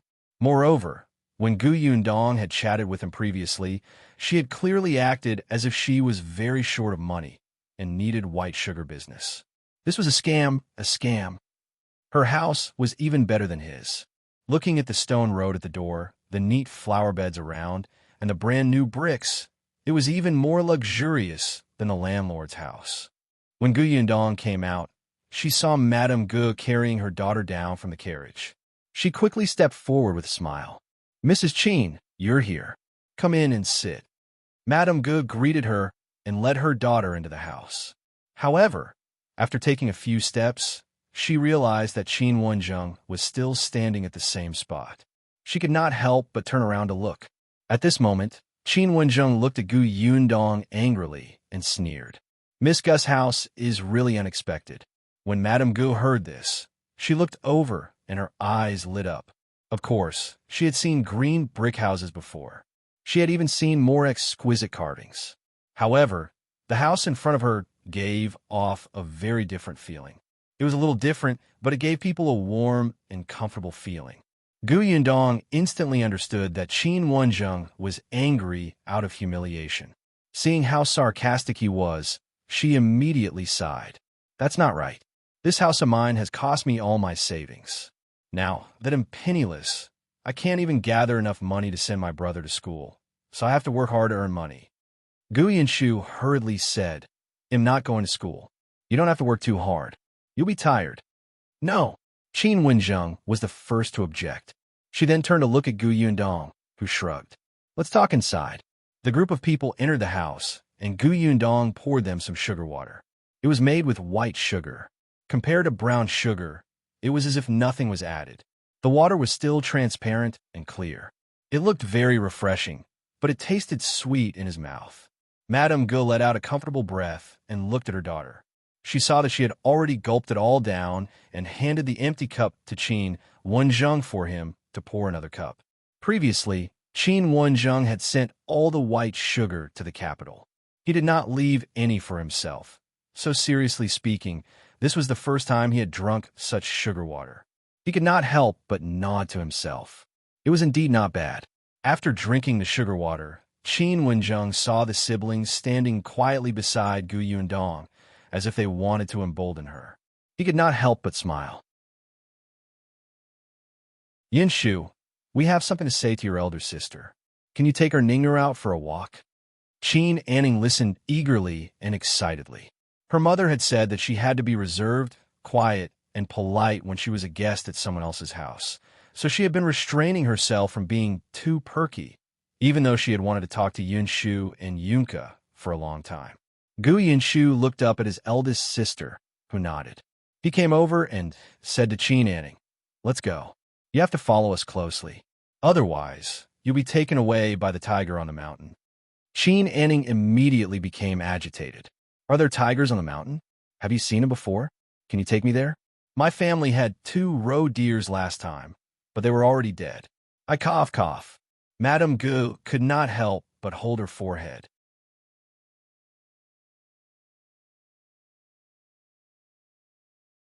Chapter 179. "Let me do it." After the 3 children left, Qin Wenzheng said, "There's a reply from the capital. The emperor has agreed to your conditions. Moreover, the emperor has also instructed that Lady Gu can create and sell as much as she wants.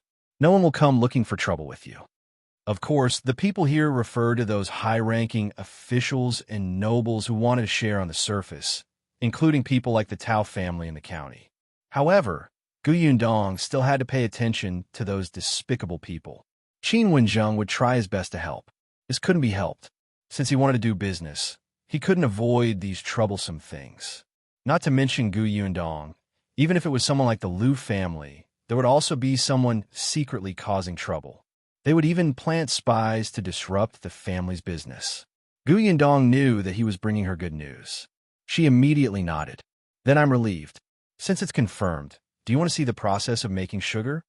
Of course. Qin Wenzheng was a little excited. He had been looking forward to it for a long time. Gu Yundong brought them to the backyard. The place where sugar was made was in the backyard. Shao Qingyuan was tidying up the sugarcane. When he saw them coming, he washed his hands and walked over. Qin Wenzheng sized him up. Who was this person? What was his relationship with Gu Yundong? He looked tall and mighty, and his eyes were very cold. Just looking at him made people perk up for no reason. Shao Qingyuan had never seen Qin Wenzheng before. When he accompanied Liu Wei to school, He only followed the butler to help bring the roe deers to the kitchen and then went out. However, he knew about Qin Wenzheng. When Gu Yundong returned that day, she did not hide the conversation between him and Qin Wenzheng. Gu Yundong introduced, "This is Shao Qingyuan. He's my sugar business partner." Partner? Gu Yundong nodded. "That's right. Didn't I tell you? In order to build this house, I spent all my money. Look, I can only find someone to partner with. I'm really poor." Qin Wenzheng, "I don't believe you." He stopped dwelling on this matter. After nodding at Shao Qingyuan, he looked at the things in the courtyard. Because it had not been refined in large quantities, there were only 2 sets of tools, and they were a little simple. Qin Wenzheng went forward and touched it. Indeed, he felt a little white sugar and brown sugar. His hand was sticky, but it made him very excited. Quickly refine it for me to see." Qin Wenzheng looked a little impatient. Gu Yundong went to take the apron, but just as she was about to put it on, she was stopped by Shao Qingyuan. He took the apron from Gu Yundong's hands. "He'll do it. I'm very familiar with it anyway. Watch from the side and explain it to Master Qin." Gu Yundong thought about it and nodded. "All right." Qin Wenzheng raised his eyebrows slightly and did not say anything. Shao Qingyuan quickly took the cane juice that he had squeezed previously and placed it in the vat to boil. When it turned into yellowish black syrup, he poured it into the bucket and condensed it into black sugar. Then, he placed a tile funnel on a vat and plugged the funnel with straw. He poured the black sugar into the funnel and waited for the black sugar to form a block before removing the straw. Then, he poured the black sugar in the funnel with yellow mud water. The black slag flowed from the funnel into the vat below. The black sugar in the funnel turned into white frost. The top layer was about 5 inches and was very white. Qin Wenzheng did not speak from the beginning to the end. He watched everything as Shao Qingyuan refined the white sugar bit by bit, as if she was casting a spell. The originally black and red sugar actually became so fair after this process. His expression became more and more excited.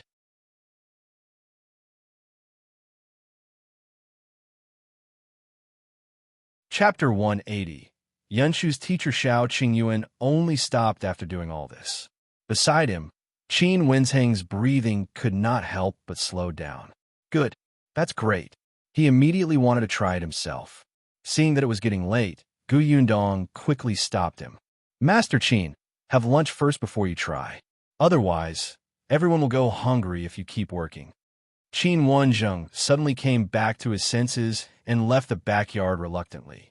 Lunch was still at the Zheng family's house.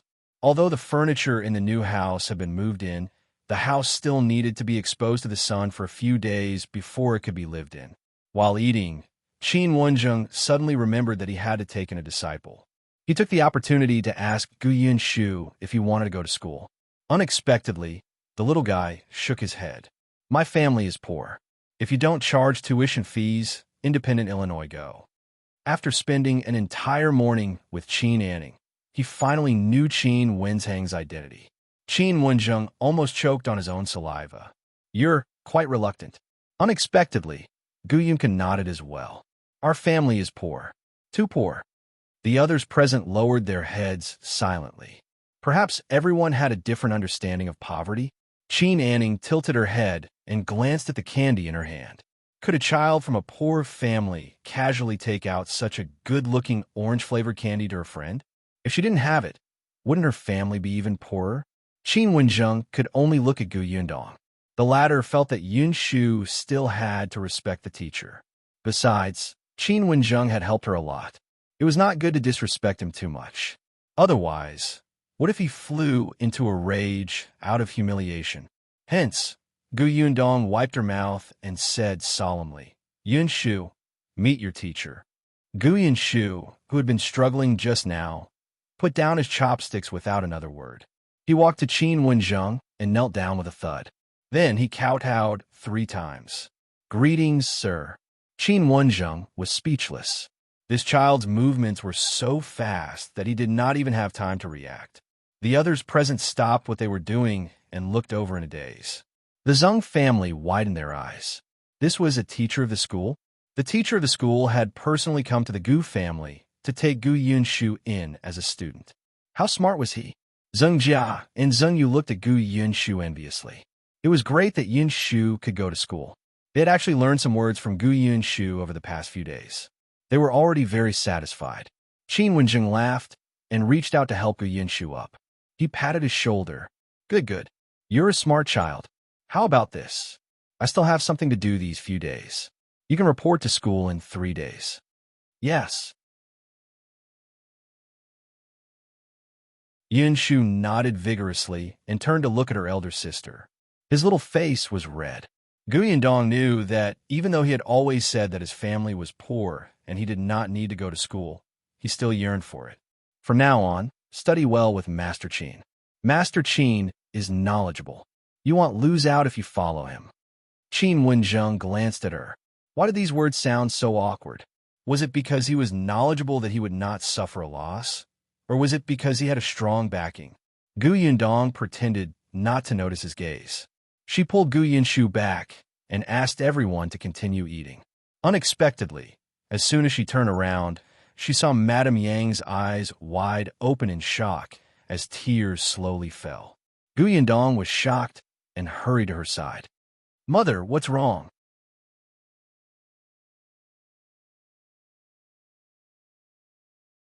Chapter 181.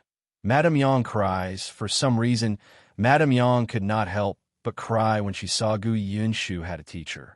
She looked at Gu Yundong blankly. After thinking for a while, she said, Your father will be happy. Gu Yundong was stunned. She slowly sat down beside Madame Yang and wiped her tears with a handkerchief. She said softly, Yes, if father sees that Yunshu can study and has such a powerful teacher, he will definitely be very happy. Madame Yang nodded heavily. Let's find your father. Okay. Gu Yundong did not forget to look for Gu Dajiang, but she had to have money first. She had to settle down at home so that she could have no worries. In ancient times, where there were no communication tools, it took a lot of manpower and time to find someone. Seeing this, Qin Wenzheng couldn't help but ask, Where did you and your father get separated? If you need help, just tell me. Gu Yundong's eyes lit up. Yes, Mr. Qin had a lot of connections. She told him the location of Gu Dajiang's disappearance. Finally, she told him, We agreed with father that if anyone got separated, we would meet in Qingyuan Prefecture. However, when we arrived at Qingyuan Prefecture, the city was in chaos. We had no choice but to come to Shuana Prefecture. Master Qin, can you help us ask around in Qingyuan Prefecture? Qin Wenzheng thought for a moment before saying, After the chaos in Qingyuan Prefecture, the officials have all changed. The entire prefectural city is undergoing a major renovation. I'm afraid it won't be easy to find your father. However, it'll help. Miss Gu, don't worry. Your father will definitely be safe. Gu Yundong thanked her with a smile. Madame Yang finally calmed down. Then, she ate happily, as if her previous crying did not exist. Gu Yundong shook her head and laughed. After dinner, Qin Wenzheng couldn't wait to try refining the white sugar. It was just a little clumsy. As expected, it was unsuitable for people who studied. His handicraft ability was not good. However, he was very serious and recorded the process one by one. After 2 tries, he finally wiped the sweat off his forehead and brought Madame Gu and Qin Anning back to the county. After he left, Gu Yundong and Shao Qingyuan began to discuss mass-producing white sugar. It was impossible to rely on just the 2 of them. They had to hire people and find another venue. Gu Yundong could not bear to use her newly built house as a workshop. She also wanted to buy sugarcane and make a few more sets of tools. Shao Qingyuan was silent for a moment before suddenly saying, Let's buy some people. Gu Yundong was stunned. Buy someone? Well, you don't have to buy too many. 2 or 3 will do. White sugar is extracted from black sugar. It's not a secret to make black sugar. A lot of people know how to make it. We just have to do the last step. Gu Yundong hesitated for a moment and nodded. All right, then we'll buy some workers. We'll go tomorrow. The next morning, Gu Yundong went to the county city. Shao Qingyuan followed him. Unexpectedly, as soon as the 2 of them arrived at the city gate, they saw Liu Yi's servant, Liu and was driving the carriage out of the city. When he saw Shao Qingyuan, he immediately became happy. I was just about to go to Yongfu village to look for you and Miss Gu. Hearing her name, Yundong poked her head out of the carriage. Liu was even happier. So Miss Gu is here too. Great. I don't have to make another trip. Why are you looking for us? Miss Gu, how could you forget? Today is the agreed deadline between our young master and the Tao family's young master. It's in the afternoon. The young master specially asked me to invite the two of you to watch the show early in the morning.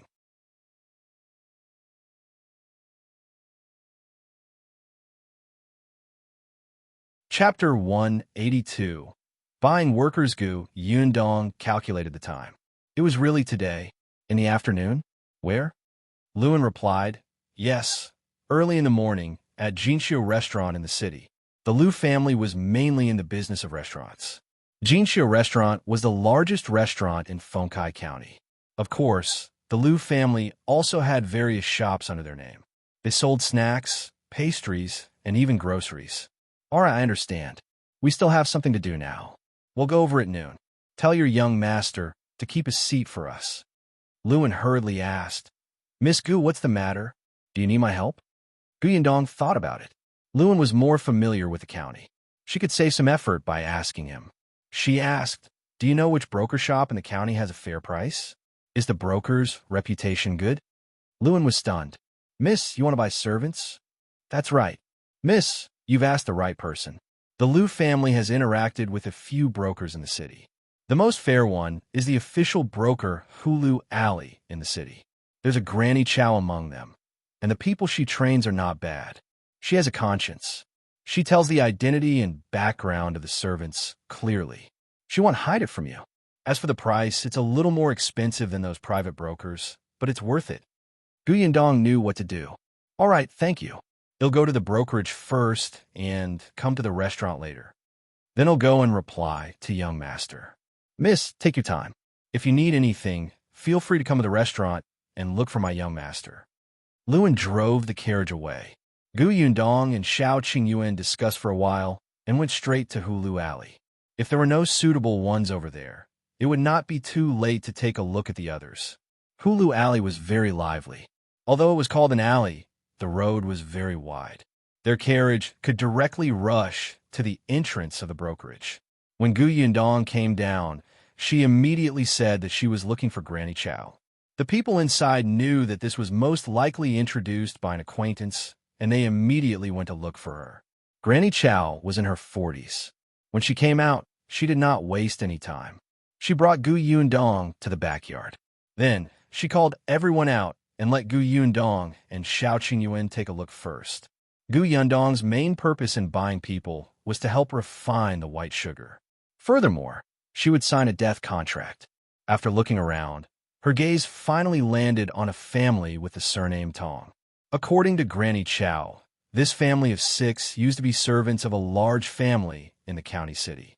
That family had moved away some time ago and could not bring many servants with them, so they sold a portion of them.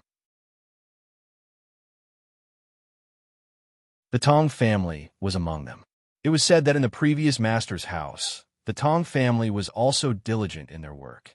However, they did not know how to suck up to their master and could not get close to the master's house. So in the end, they were not taken away. The Tong family had an old man and a mother. They were both 46 years old this year. The couple had 2 sons. The eldest son was 30 years old and had married a woman. He had a 14-year-old daughter. What surprised Yundong was that this daughter was very strong, even though she ate a lot. The younger son was 25 years old. It was said that he had a wife before, but that wife found him boring. In the end, she climbed into the bed of the young master of the family and became his concubine. Upon hearing this, Yundong roughly knew why this family had been sold by the previous owner. This concubine must have put in a lot of effort. Yundong asked them a few questions. For the time being, she did not feel that there was anything bad about them, so she bought them. Because they were all strong laborers and were healthy, the 6 of them had cost 70 taels of silver on Yundong, and that was because Granny Chao had given a discount.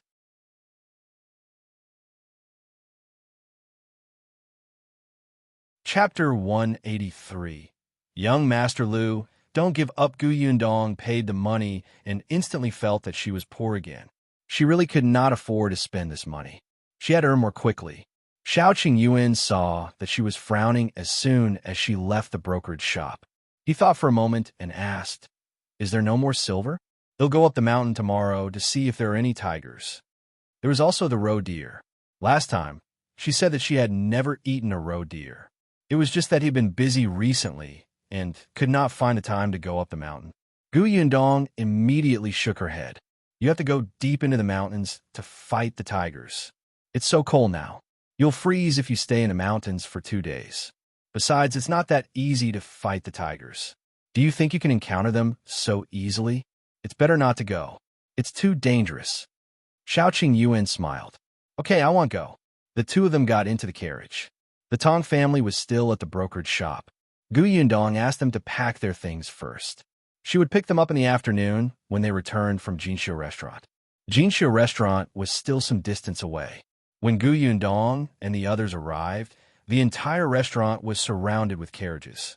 According to the waiter, the stable in the restaurant could not accommodate all the horses at all. They could only block the road. There were too many people.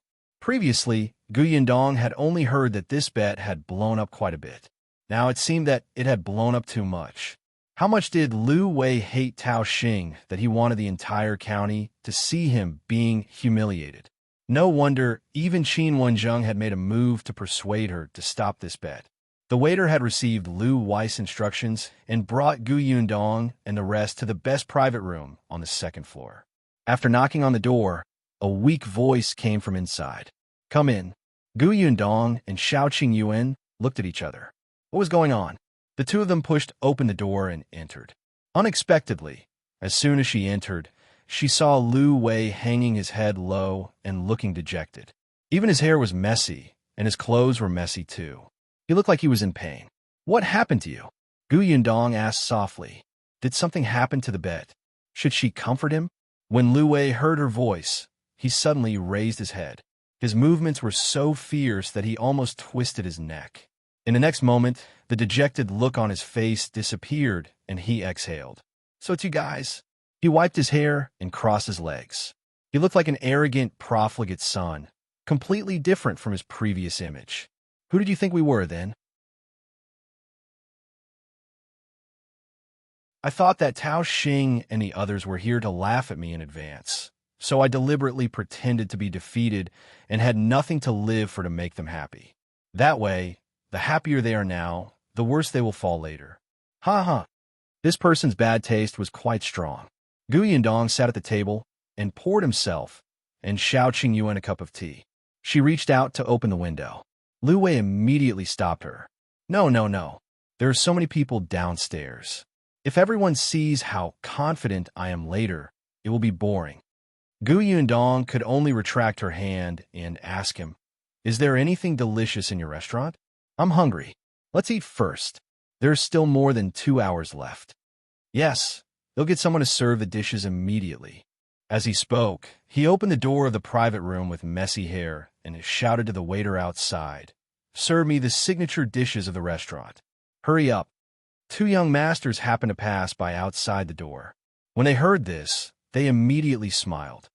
Young Master Liu, you clearly know that you're going to lose, so you're starting to give up on yourself? There's no need to waste the food, right?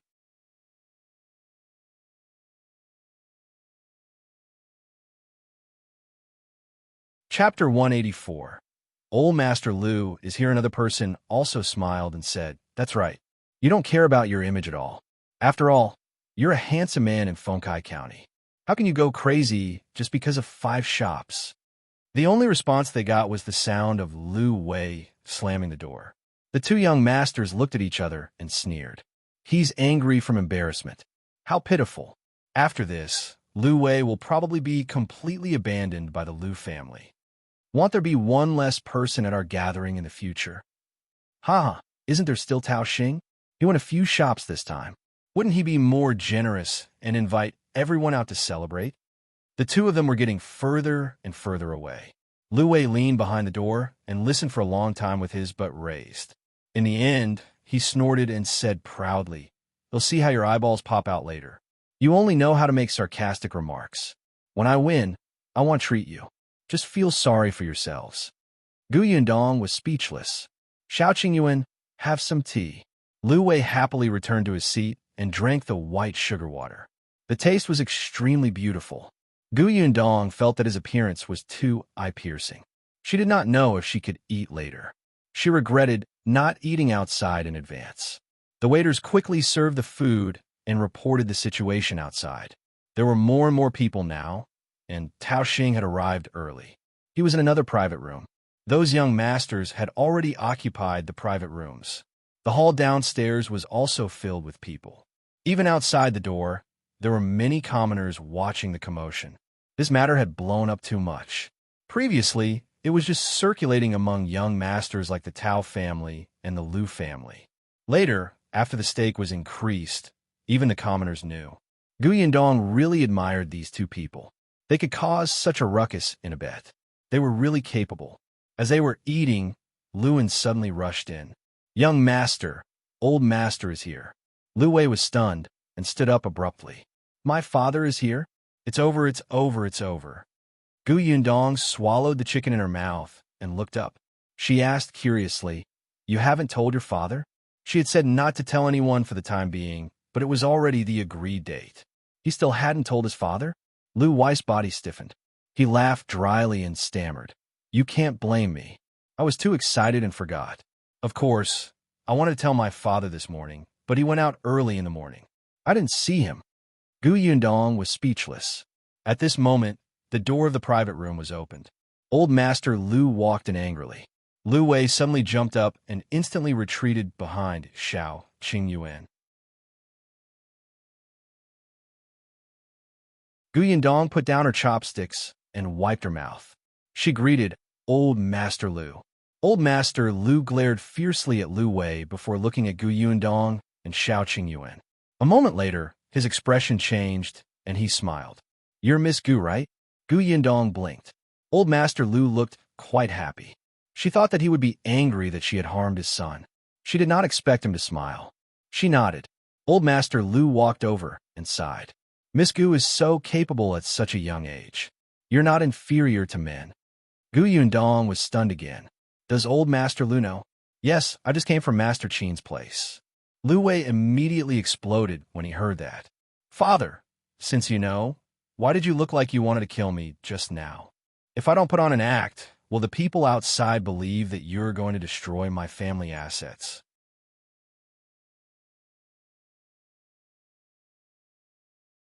Chapter 185. The older the wiser, the three juniors in the private room instantly felt deep veneration.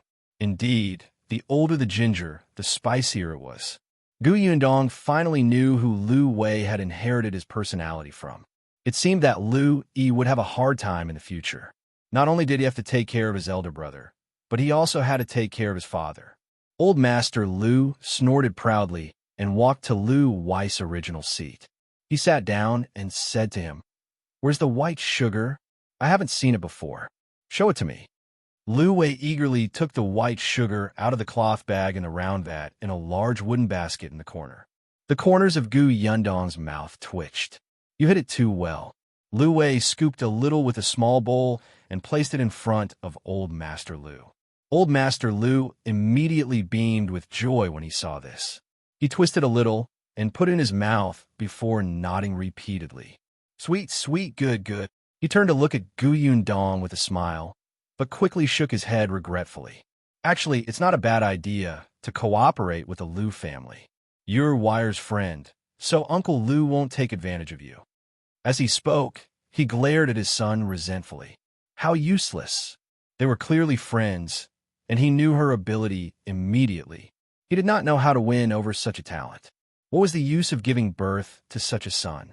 Gu Yundong could only say, Of course I trust you, Uncle Liu. It's just that white sugar has just been invented. It might not be a good thing no matter who takes it. But don't worry, Uncle Liu. In the future, it'll give you the cheapest price for the white sugar that the Liu family's restaurants need. That's a deal. Old Master Liu nodded. He also understood that this formula was indeed the most suitable to be offered to the imperial court. As they were talking, a commotion suddenly came from downstairs. Faintly, someone called out to Liu Wei, "Young Master Liu, how long are you going to hide in the private room? Come out, everyone is here." That's right. As a man, you can't go back on your words. It's just 5 shops, right? If you lose, so be it. What's so horrible about it? Young Master Liu, don't tell me you were beaten up by your father and don't dare to come out? Old Master Liu, you can't stop young Master Liu. Liu Wei snorted. These bastards. As he spoke, he was about to open the window of the private room. Unexpectedly, the window of the other private room opposite opened first. A young man's voice quickly sounded. What's with the noise? It's not time yet. You're disturbing my mood for food. Why are you in a hurry to watch the show? Liu Wei's hand that was opening the window paused, and a smile hung on his face. Yundong asked curiously, "Who is it?" Qingyuan, the young master of the county magistrate of Fengkai County. Yundong remembered that when they first met, Liu Wei had told him that he knew the county magistrate's son. He seems pretty protective of you. Liu Wei was a little proud. As expected of the county magistrate's son, Qingyuan's words carried weight. The arrogant shouts downstairs immediately weakened. Although there were still whispers, no one dared to openly provoke him. However, not long after, the agreed time arrived, and the commotion downstairs could not be suppressed. The moment Tao Xing stepped out of the room on the 2nd floor and walked down the stairs, the commotion reached the peak. Someone told Liu Wei to hurry downstairs and stop hiding away. Yundong even heard a familiar voice from these shouts.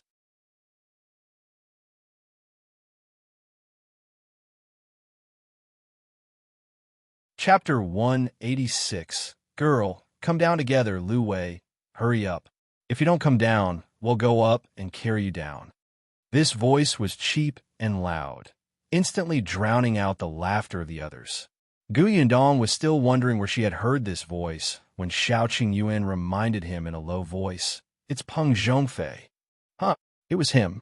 Yundong could not help but look at Liu Wei. Aren't you friends with Peng Zhongfei? He's just a bad friend. He and Tao Xing are also friends. They drink together and go to brothels together. At the critical moment, they would watch from the side. How could they really support each other? Old Master Liu coughed lightly. Liu Wei was stunned for a moment and immediately reacted. Don't misunderstand. I went to the brothel to recite poems, play the zither, and recite music to relieve the bitterness in my heart. Oh, Yundong looked like she understood. She finally understood what the place that Liu Yi had said she should not visit was. Liu Wei was speechless. He felt that she didn't believe his words at all, but as heaven and earth could see, he really didn't do anything he shouldn't have. Just as he was feeling depressed, another cry sounded from downstairs. Liu Wei was annoyed. He suddenly pushed open the window and shouted below, all right. What are you shouting for? Are you in a hurry to die? He'll come down now." As soon as he opened the window, the people downstairs not only saw him, but also Yundong, who was standing by the window. Tao Xing thought of what his shopkeeper had said before. He narrowed his eyes slightly and said, "Liu Wei, you'd better come down quickly. Don't make everyone wait. By the way, the person beside you is the girl who can make white sugar, right? Invite her down together. How about letting her repeat what she said in my grocery store?" Yundong raised her eyebrows. "No, you won't be able to be smug in a while." She really just wanted to watch the show. After all, Tao Xing's goal was only Liu Wei. She didn't expect him to mention her. Liu Wei snorted coldly. "If you want me to go down, go down." He closed the window and said to Liu and carry the basket down. Let's teach them a lesson. Liu was also very excited. During this period of time, Tao Xing's servants would laugh at him every time they saw him. They would say that he had a brainless master and that he had become stupid. He had restrained himself from retorting on the spot. This time, he could finally hold his head high. After waiting for so long, today finally came. Liu took out the cloth bag from the vat and placed it on the basket. Then, he carried the basket on his back in high spirits and followed Liu Wei downstairs. Old Master Liu was still up there. After all, the people below were all juniors. If he went down, he would be giving them too much face. He comfortably made himself a cup of sugar water and sat on the chair, enjoying it with his eyes slightly narrowed. However, when the people downstairs saw that he was not coming down, they felt that he was too ashamed. But it didn't matter. He could still feel it upstairs. Liu Yi went downstairs. Along the way, people on the stairs, along the aisle, and in the lobby downstairs all moved aside to make way for them. Tao Xing sat in the middle of the hall with a smile. There was a table in front of him with a few pieces of paper on it. They were the bet agreement between him and Liu Yi, as well as the contracts for the 5 shops. He glanced at Liu Yi, then at Yundong. She was quite good-looking, but she didn't have any brains. She was also dressed in old-fashioned clothes. It was said that she came from the countryside and didn't know much. She dared to say anything. Liu Yi was actually charmed by such a person. This generation of the Liu family was probably finished. Peng Zhongfei, who was sitting beside him, also saw Yundong and immediately stood up.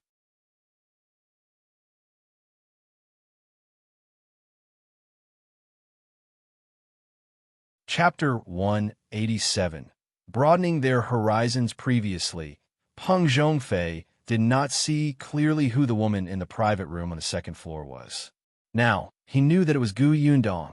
For some reason, he felt a little flustered. Perhaps because he had made too much noise. Tao Xing turned his head and looked at him. "What's wrong?" "No, nothing."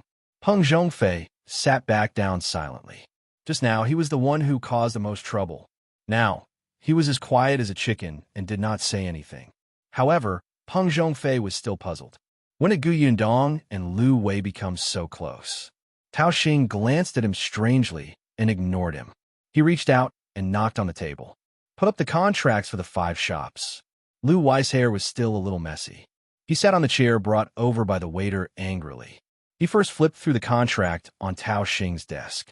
Seeing that the addresses were indeed the ones they had agreed on previously, he was satisfied and took out his copy. Tao Xing also took a look and immediately smiled. They had been coveting the Liu family shops for a long time. Now, they finally took this opportunity to set a trap for Liu Yi and make him willingly lose. Both sides placed their bets on the table and invited the 2 middlemen who had witnessed their bet.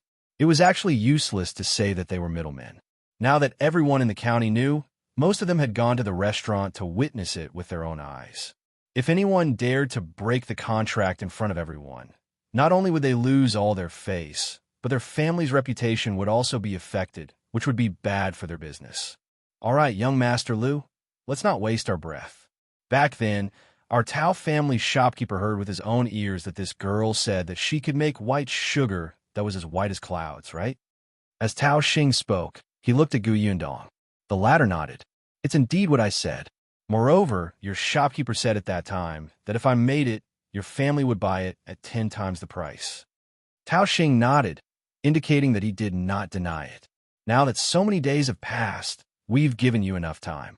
So where's the sugar?" "That's right. Where's the sugar?" The person beside him asked with a smile. "I've never seen sugar as white as clouds." "Ha ha, you really dare to say that. Why don't you just admit defeat? It's not a big deal. If you're willing to bet and admit defeat, you can still be a man. However, young Master Liu, you should open your eyes wide in the future. Don't be friends with everyone in the corner and harm others and yourself." Yundong was speechless. She smiled. In a while, she would be able to hear the beautiful slaps on their faces. Liu Yi glanced at them from the corner of his eyes. If you've never seen it before, it means that you're ignorant. You really think too highly of yourselves. As he spoke, he waved his hand and flipped his hair. Lewin broadened their horizons. "Yes, young master," Lewin replied excitedly. He bent down and took out the cloth bag from the basket with great effort. Everyone was confused. Could it be that there really was something? Tao Xing also frowned slightly and straightened his body. Ever since Peng Zhongfei heard that Yundong might have made the sugar, he felt that Liu Yi was going to win. This person had the protection of that mysterious old man. What did she not do? As soon as the cloth bag was pulled open, the people around the table craned their necks to look inside. Then, their pupils dilated slightly. This is, Liu Yi waved his hand. "Go away." He took a bowl, scooped out a bowl, and placed it on the table with a bang. Come, try it. It'll show you what white sugar is."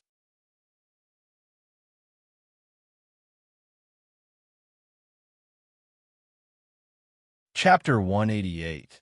These animals, everyone stared at the white particles in front of them and could not help but swallow their saliva.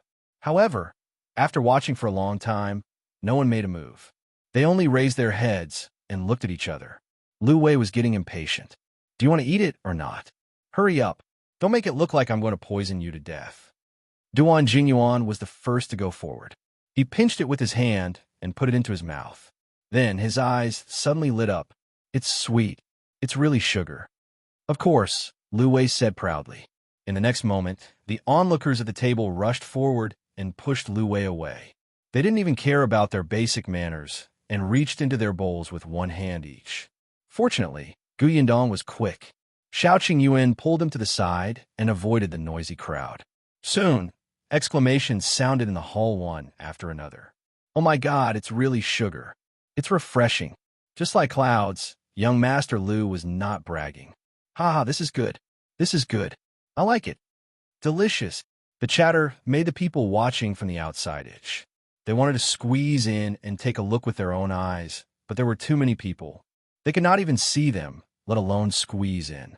When Liu Wei was pulled out by Luin, his hair was even messier, and his clothes were torn into a mess as if someone had molested him. At this moment, he still remembered to take out the bag of white sugar tightly in his arms, afraid that it would be swallowed by these wolves and tigers. When he was outside the crowd, he heaved a sigh of relief and wiped the sweat off his forehead. These animals look like they haven't seen candy in 8 lifetimes. He looked up and saw Yundong and Shao Qingyuan standing far away. Not even a strand of hair was messy. He was so angry that his hands trembled.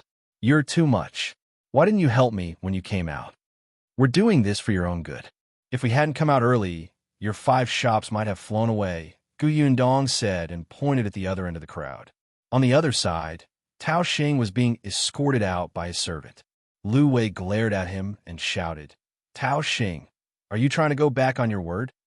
Perhaps because his voice was too sharp, it drowned out the noisy crowd. The people around the table instantly quieted down and looked in Tao Xing's direction. Tao Xing cursed in his heart and slowly straightened up. He tidied up his clothes that were also messed up and turned to look at Liu Wei. What nonsense are you talking about? Going back on my word? I just saw too many people being squeezed out. Didn't you come out too? It would be strange if Liu Wei believed him. He trembled and went forward. All right, since you're not going to go back on your word, we can fulfill the bet now. You have eaten the white sugar too. How is it? It's the same as the white clouds, right? He saw 2 grains of white sugar stuck to the corner of Tao Xing's mouth. Tao Xing's face darkened. Liu Wei had already spread out his hands. Give me the contracts. Tao Xing was indignant and clenched his fists. He wanted to go back on his word. Those were 5 shops, and they were considered good 5 shops in the Tao family. At that time, he had promised in front of his father that he would not lose, so his father had given him the deeds. In the end, not only did he not win back the Liu family shops, but he also suffered heavy losses. Wouldn't he be beaten to death by his father when he returned home? Most importantly, his eldest brother would definitely take this opportunity to suppress him. Tao Xing pursed his lips. When he looked up, he suddenly saw Yundong standing at the side.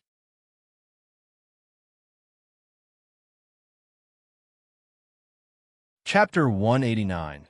Peng Zhongfei, the fence-sitters. When Liu Wei saw his eyes rolling around, he knew that this guy was definitely up to no good. Sure enough, in the next moment, he heard Tao Xing point at Yundong and say, I admit that this white sugar is real.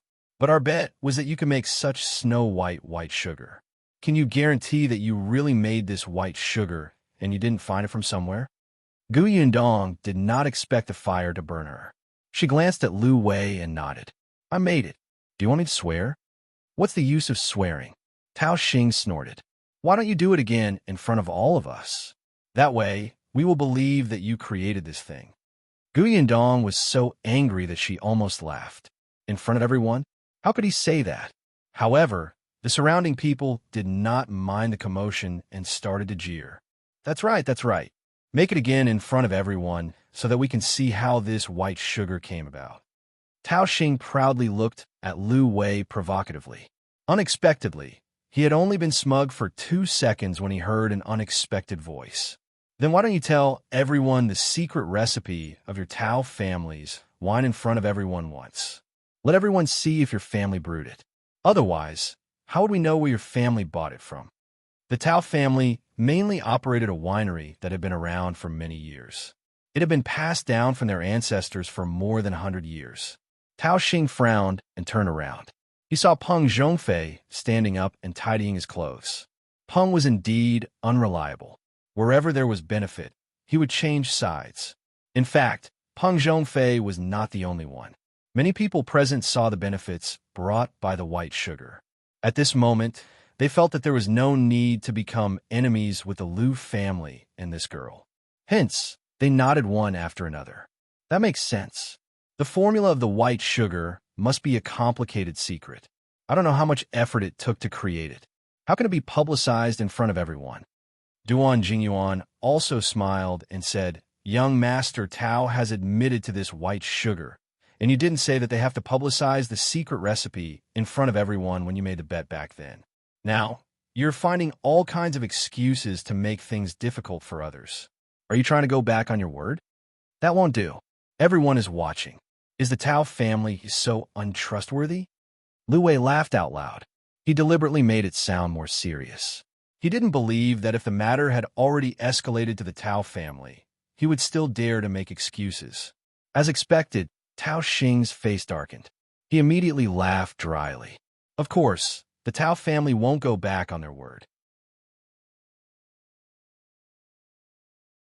I didn't consider everything just now and said something I shouldn't have said. I, Tao Xing, will keep my word and fulfill the bet. Liu Yi flipped up his right hand. The contracts. Tao Xing gritted his teeth and lowered his head slightly. His eyes became gloomy.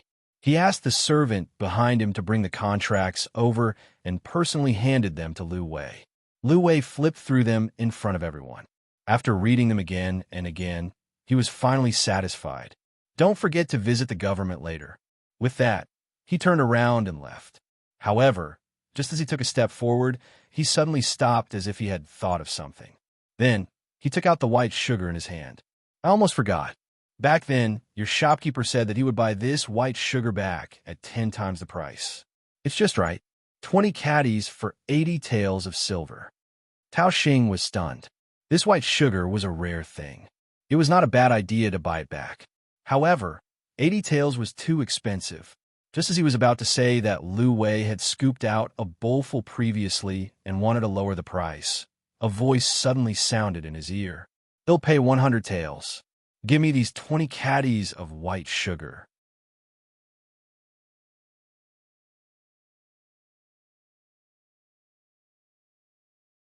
Chapter 190.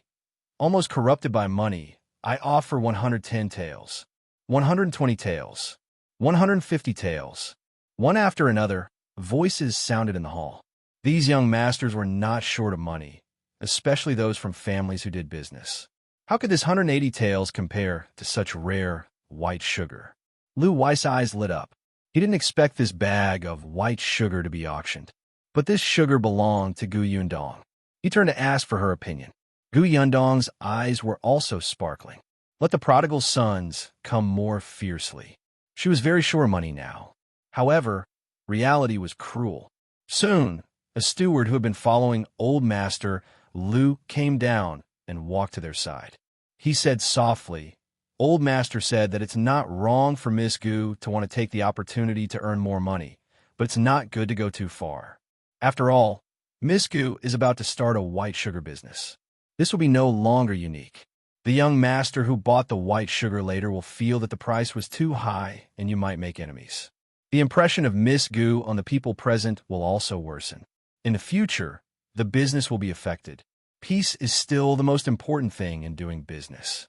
When Shao Qingyuan heard this, he nodded slightly. Old Master Liu is right. Moreover, it's best to sell the candy to the Tao family. Yundong knew that Old Master Liu was teaching him. He was afraid that she would not be able to withstand the temptation at such a young age. She was someone who could listen to opinions. Her eyes quickly calmed down from its all money. She took a deep breath and said to the manager, Thank you, Uncle Liu. Yundong understands. The steward went up with relief. Yundong saw that the bids were getting more and more ridiculous. Some people even raised the price to 400 taels for the sake of personal feelings. Moreover, it seemed that the others had no intention of stopping. She secretly wiped her sweat. She had almost been corrupted by money. Everyone be quiet. Yundong suddenly spoke. The group of people who were arguing until their faces were red immediately stopped. They heard her say, "I'm really sorry, everyone. I still have to give this sugar to the Tao family. After all, we agreed back then." Tao Xing was angry at first, but when he heard this, he was instantly happy. Unexpectedly, Yundong continued, "It's just that young Master Liu was wrong about one thing. Back then, the shopkeeper said that he would buy it back at 10 times the price, so it was 10 times the price of this white sugar. And this white sugar will be released soon. At that time, the price will be 100 copper coins per tael. Here, 20 caddies is 32 taels, so 10 times the price is 320 taels. So young Master Tao, for 320 taels, this sugar is yours." This was not wrong. If Qin Wenzheng brought it back, the imperial court would set the price at 100 copper coins per tael of white sugar. Yundong felt that the price was actually not bad. Many people could afford it. She remembered that white sugar used to be a luxury item that only the royal family could afford in England. When the people present heard this price, they felt that it was very acceptable. The bid just now had soared to 600 taels. Tao Xing almost vomited blood. Previously, he found 80 taels too expensive, but now it was 320 taels. He wouldn't pay. Whoever wanted it could have it. But before he could say anything, he heard a dignified voice behind him. "Tao Xing, give it to her. The Tao family won't go back on their word and bully a girl."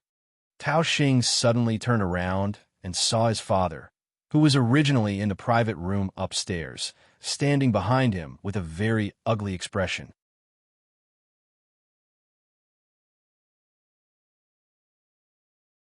Chapter 191. Silver again, however, it was not only Master Tao who was standing there, but also Tao Xing's brother, Tao Feng, whom he hated very much.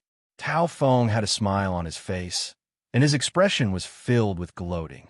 Old Master Tao had already walked forward and said to Liu Wei and Yundong, "The Tao family admits defeat. Young Master Liu is so capable.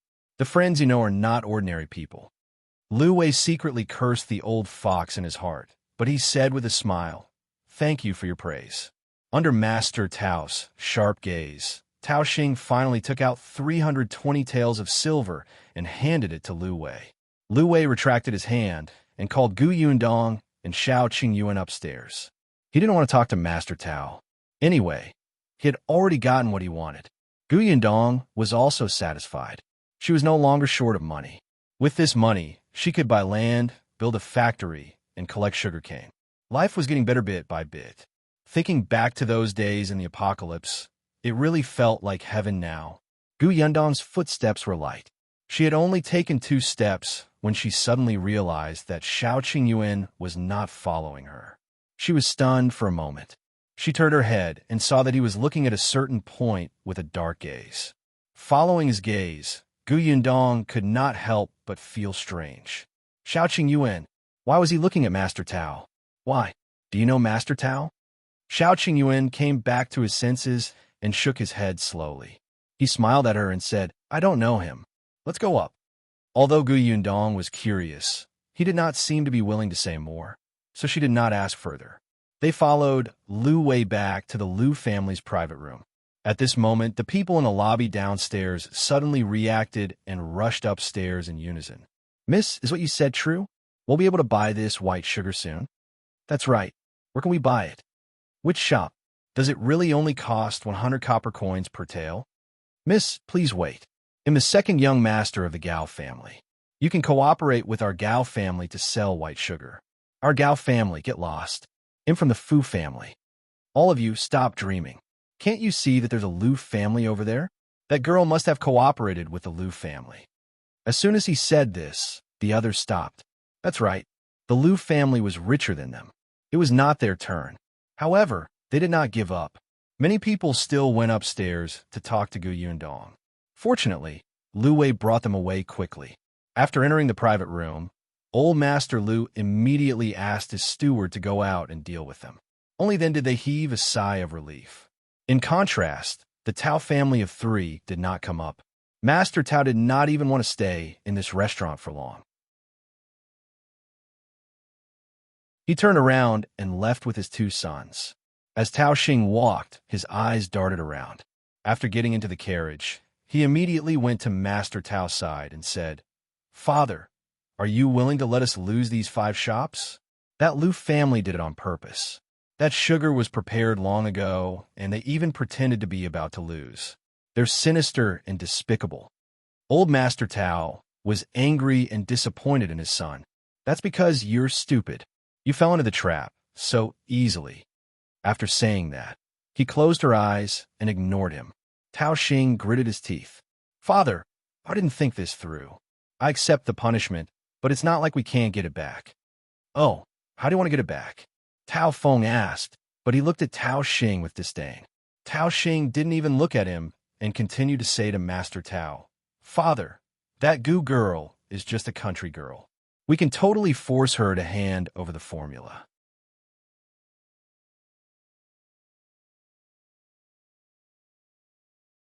Chapter 192, Beaten Pa.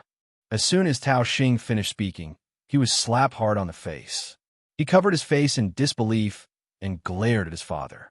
"Dad, you hit me? Stop it.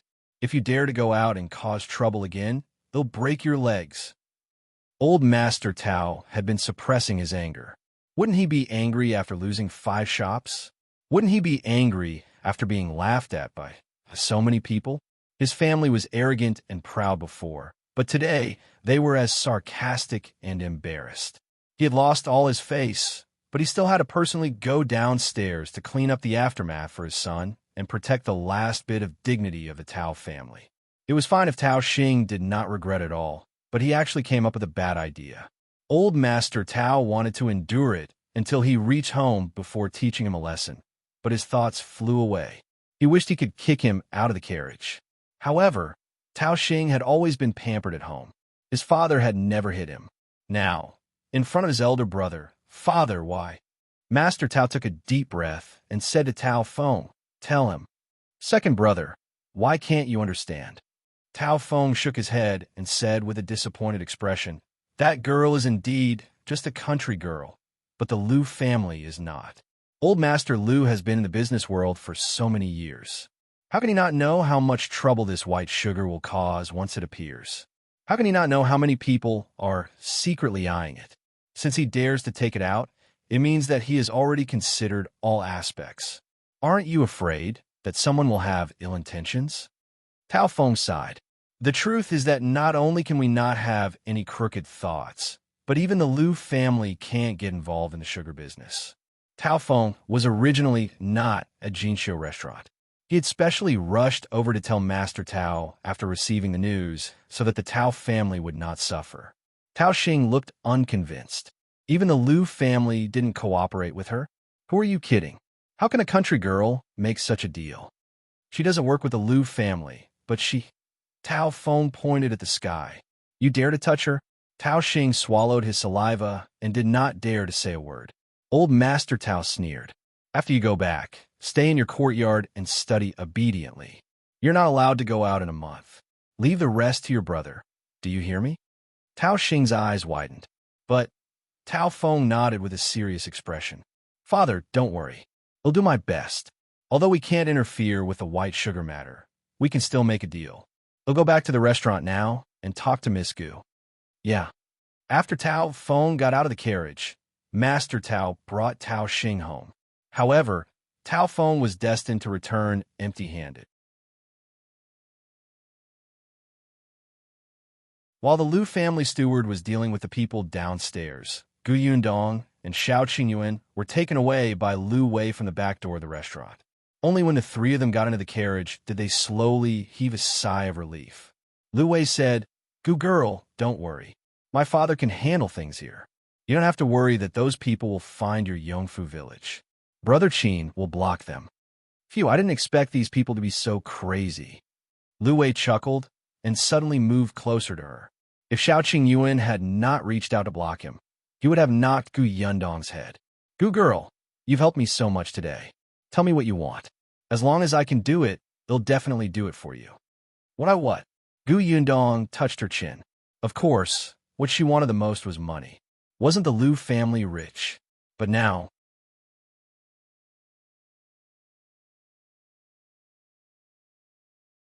Chapter 193. Got a shop. Gu Yundong's eyes lit up. I want a shop. Liu Wei was stunned for a moment before he suddenly reacted. Yes. If you want to do business, you must have shops. Coincidentally, I won 5 shops from Taoxing today. Let me tell you, these shops are not bad. They'll give you 2. So, generous?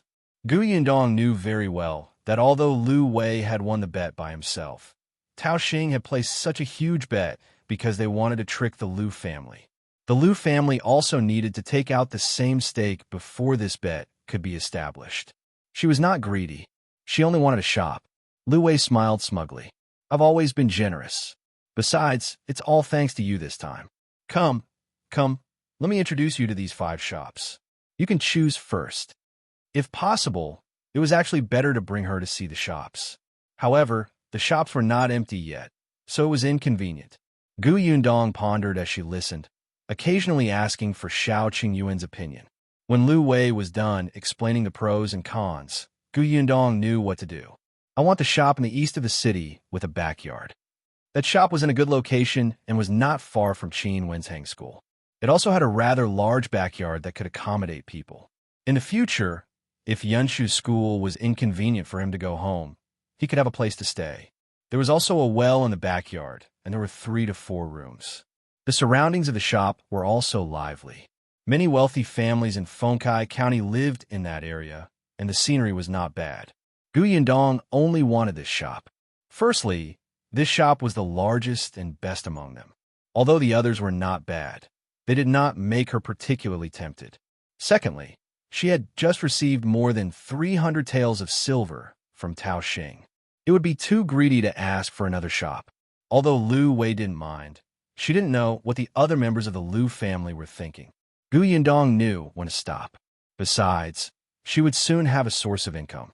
If she wanted a shop in the future, she would buy it herself. Liu Wei tried to persuade her a few times, but to no avail. He could only give up and go straight to the government office to give her the shop. As they chatted, they arrived at the brokerage in Hulu Alley. The 6 members of the Tong family were already waiting for her, but Gu Yundong only had 1 carriage. If there were too many people, it would seem too crowded. The Tong family expressed that they could walk on their own, but Gu Yundong did not agree. Anyway, Liu Wei was here, so it was the same to borrow his carriage. It was getting late. The group got into the carriage and went straight to the city gate. However, not long after the carriage left, Gu Yundong suddenly stopped it. She was sitting in Liu Wei's carriage, and the driver was Shao Qingyuan. Shao Qingyuan stopped the carriage and saw Gu Yundong jump down and enter a shop in front of him. He looked up and realized that it was a clothing shop. It seemed to be the Peng family shop. Gu Yundong came out after a while. He carried a bag and got into the carriage. Let's go. Shao Qingyuan took a few more glances curiously, but he didn't ask. The carriage quickly left the city gate and headed straight for Yongfu village. The 2 carriages entered the village one after another and went straight to the foot of the mountain. The villagers were already used to it. On the other hand, apart from Boss Tong, who was driving the carriage, the rest of the Tong family stayed in the carriage obediently. They did not even lift the curtain. However, they were still a little nervous. When the master girl bought them, she did not say much. Now, they knew that they had entered the village.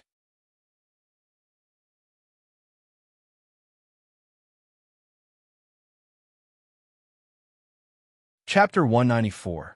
Gu Yunshu's worry. The carriage stopped in front of the Zhong family's house. The 6 members of the Tong family alighted one by one. They looked up and saw the dilapidated mud brick house in front of them. Even though they were mentally prepared, they still found it unbelievable. Especially after Gu Yundong brought them into the courtyard and they saw the narrow road with the low courtyard walls. They looked at each other. The master's house was actually like this? The Tong family really could not understand. The master had spent so much money on them. Why did she not use it to repair the house? Until Yundong said to them, "Our house has just been built. We can only move in the day after tomorrow. We'll make do here for the next 2 days. The men will squeeze in the Shao family next door first, and the women will stay here. This is Annie Dong. This is her home. Annie Dong has already helped pack your room. Go take a look and put down your luggage."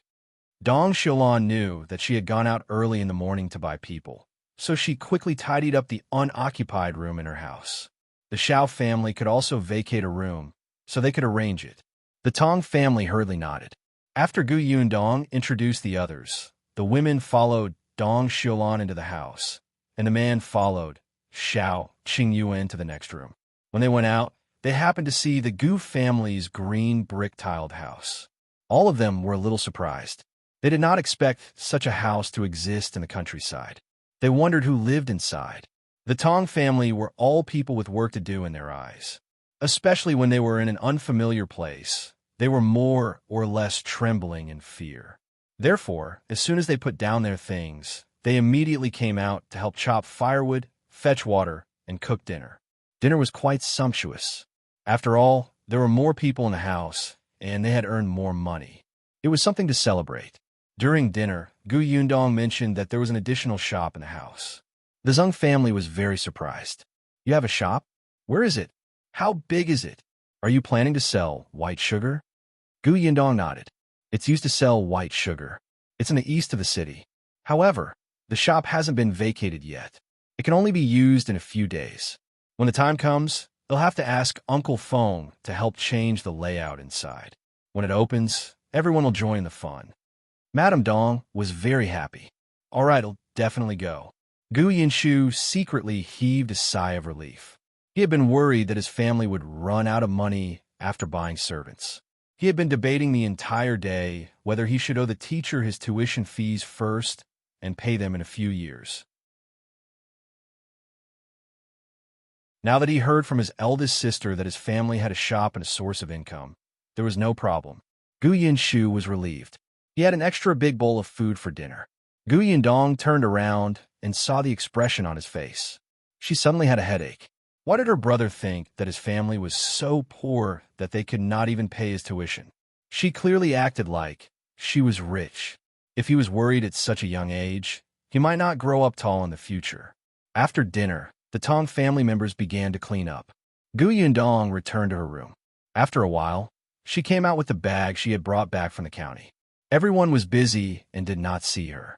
Gu Yundong came out of the Zhong family's back door and went straight to the next door. Shao Qingyuan was feeding the horses. The Liu family's carriage was temporarily resting at his house. Liu Wei had said that he could return it when he was free. When he saw Gu Yundong enter, he was slightly stunned and could not help but stop what he was doing.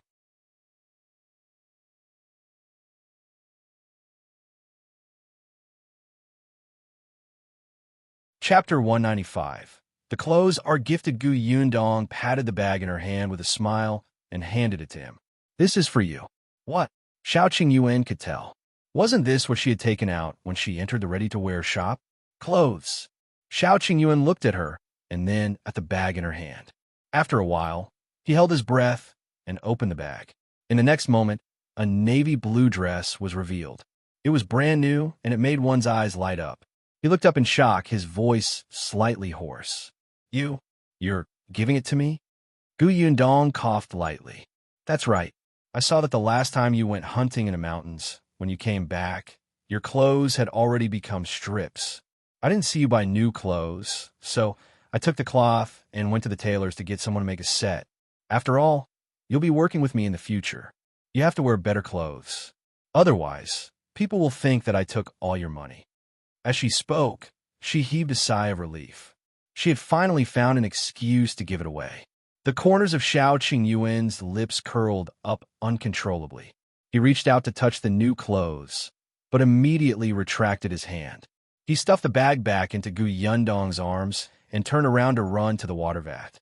He scooped 2 ladles of water and began to wash his hands carefully. Gu Yundong was confused at first and thought that he did not like it. Unexpectedly, After washing his hands, he began to carefully stroke his clothes, his face full of joy. At that moment, she suddenly felt sad and bitter. Annie Dong had told her about Shao Qingyuan's background.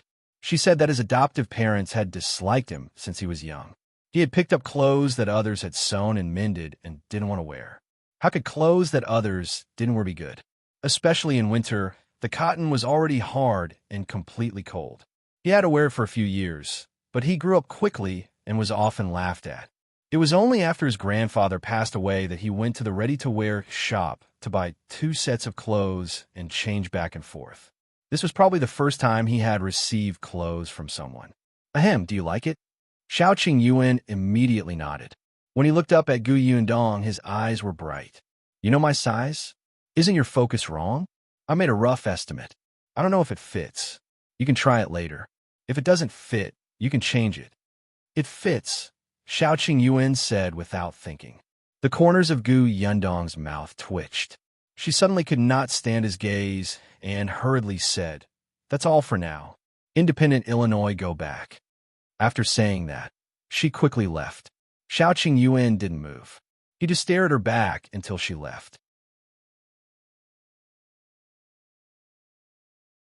Then, he lowered his eyes to look at the bag in his hand, and the smile on his lips grew wider. He quickly turned around and entered the house, taking out his clothes to change into. It really fit him. It felt warm and comfortable on his body.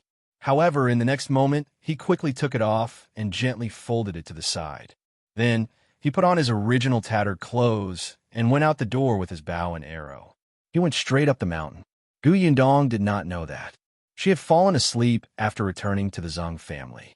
Actually, she had also thought of asking Madame Dong to help make the clothes. However, that day, she took out the fabric for some reason. When she arrived at the county city, she asked the shopkeeper of the tailor shop to help make a set.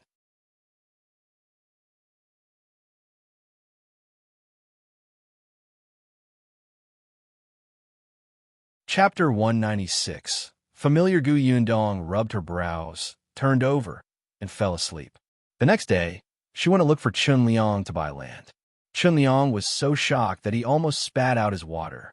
Buy land again? How come she still have money? And buying a homestead this time? I want to build a workshop. A workshop? Chun Liang's eyes lit up. Their village was not very rich, and the villagers relied on those acres of land to make a living. Some villages had workshops. Even if it was a small village that specialized in carpentry, the village was also famous among those towns and counties. The villagers more or less benefited from it, and their families were much better. Now, there would actually be a workshop in their village. Chun Liang was a little excited. He stood up and paced around the central room. After a long while, she finally calmed down and asked about serious matters. What is your workshop doing? How big is it? Do you have any idea? If you build a workshop, it won't be a joke. Of course. Don't worry, Uncle Chun. My workshop plans to make sugar. I want to buy 5 acres of land first and build it after spring. It was too late to build it now. The sugarcane was seasonal. When her workshop was completed, the sugarcane would be gone. Besides, Feng Danning was currently helping 2 other families to build houses. He could not spare the time. As for this period of time, she could only see if she could rent a place.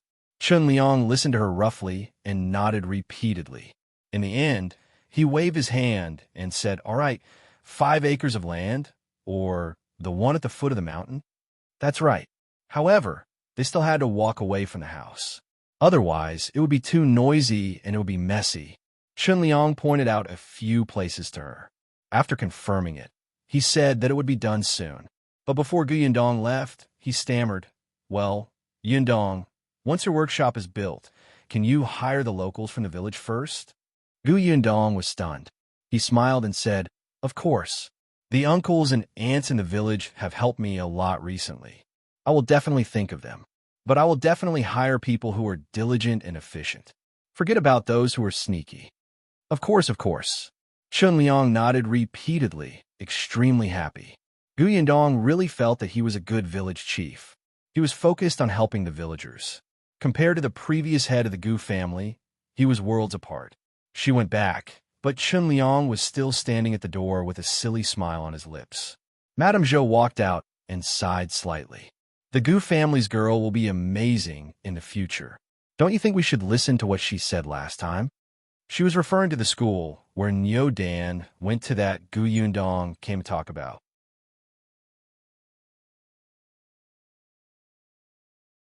Actually, they were quite satisfied with that teacher and felt that he had taught them correctly. Shouldn't students just read books? Why would the adults in the family need them for farm work?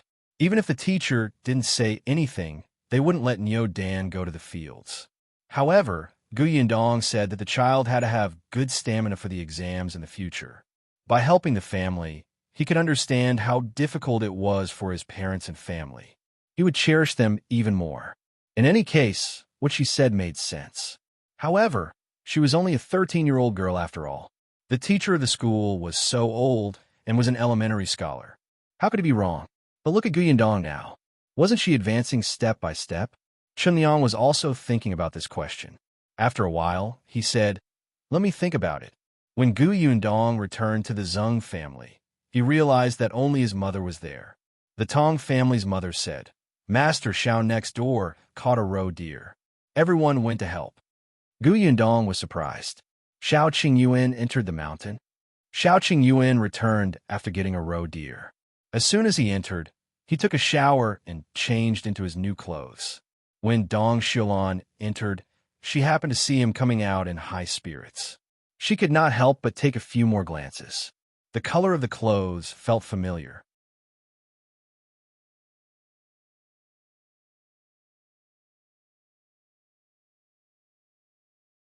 Chapter 197. Clothes make a man. Not only did Dong Xiulan take a second look at him, but the others in the courtyard were also stunned when they saw him coming out in a new set of clothes. Shao Qingyuan's usual clothes were gray and especially old. Now that he was dressed like this, he surprisingly looked handsome and noble.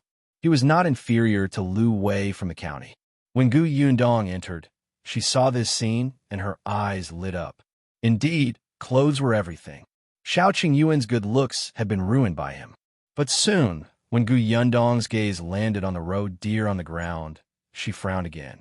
"Did you go into the mountains last night?" Shao Qingyuan suddenly thought of what she had said previously and thought that she was angry. He immediately explained, "I wasn't deep in the mountains. There's no danger." Gu Yundong pursed her lips and muttered softly, "It's late at night. Even if you didn't go deep into the mountains, it's still dangerous. Besides, the weather was so cold. Can't you hunt during the day?" "All right, I won't go next time." Gu Yundong was speechless. She only muttered a few words and did not say that she wanted to order him around. Her ears were quite sharp. She coughed lightly and glanced at him again. "The clothes fit you quite well." With that, she turned to look at the roe deer. She squatted down and poked it. It was actually quite fat. "Perfect. We're moving tomorrow. I originally planned to roast meat to celebrate. Now I don't have to go to town to buy meat." When Shao Qingyuan heard this, he immediately pointed at the wild chickens and rabbits beside him. "There's still a lot over there. It should be enough to eat tomorrow." He was too excited last night and was full of energy. He had caused a lot of trouble on the way up the mountain. Gu Yunke ran to Gu Yundong's side and held her hand. "Eldest sister, is the roast meat delicious?" "It's delicious. I guarantee you'll drool." The little girl's eyes immediately lit up. Then it'll help." She looked around and pointed at the pheasant. "Help pluck the feathers. Go on." The little girl obediently ran to the pile of prey and began to pluck it. In the end, she was pecked by the pheasant that was still alive. The little girl covered her small hand and patted the pheasant's head. "If you peck me again, it'll eat you." Gu Yundong's mouth twitched when she saw this. When she saw Zheng Yu step forward, she did not care anymore. However, the girl from the Tong family asked her curiously, "Eldest miss, where are we moving to tomorrow?" The girl from the Tong family was called Tong Shuitao. She was 14 years old and looked soft and weak, but she was stronger than her father. She could lift the roe deer in front of her with one hand.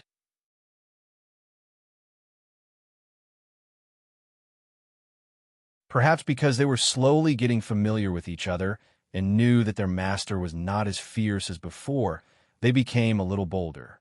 Gu Yundong liked her. She worked hard and was smart. She was a little surprised. We're moving to the new house opposite. Didn't you see it when you went out? It's quite a big building. Tong Shuitao widened her eyes and opened her mouth wide. Of course she saw it. So, that was the master's house where they would live in the future. Gu Yundong laughed. She thought that even if she did not say it, they would be able to guess it. All right, let's prepare the roe deer and the wild chicken and rabbits first. Tong Shuitao blushed and went to pick up the roe deer. Gu Yundong then went to look for Dong Xiulan. She wanted to ask her to make a school bag for Gu Yunshu to carry to school.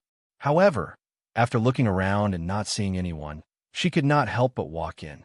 Just as she reached the door of the room on the left, she suddenly heard Dong Xiulan's voice. She seemed to have mentioned her.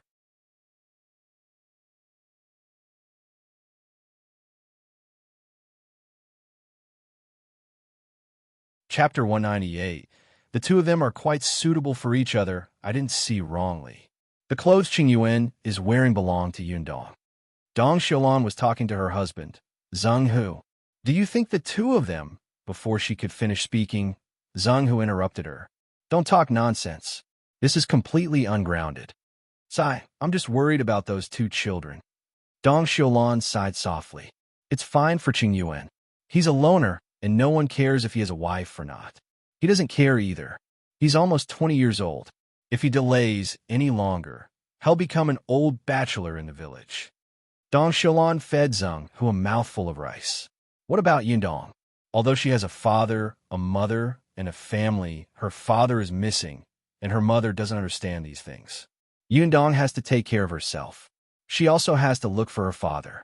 Now, she's focused on earning more money. What do you think her family will do when she gets married in the future? Zheng Hu couldn't help but nod when he heard that. Yes, she'll be 14 years old after the new year. It's almost time to talk about marriage. With Yundong's current family background, there must be many people proposing marriage. It's just that after she gets married, it won't be easy to take care of her mother and the others. Her in-laws probably won't agree either. Those people who propose marriage are most likely after her family's house. Yundong will definitely suffer if she marries into such a family. Dong Xiulan's eyes suddenly lit up as she spoke. So I think Yundong and Qingyuan are actually quite suitable for each other. Shao Qingyuan was alone and was doing business with Yundong now.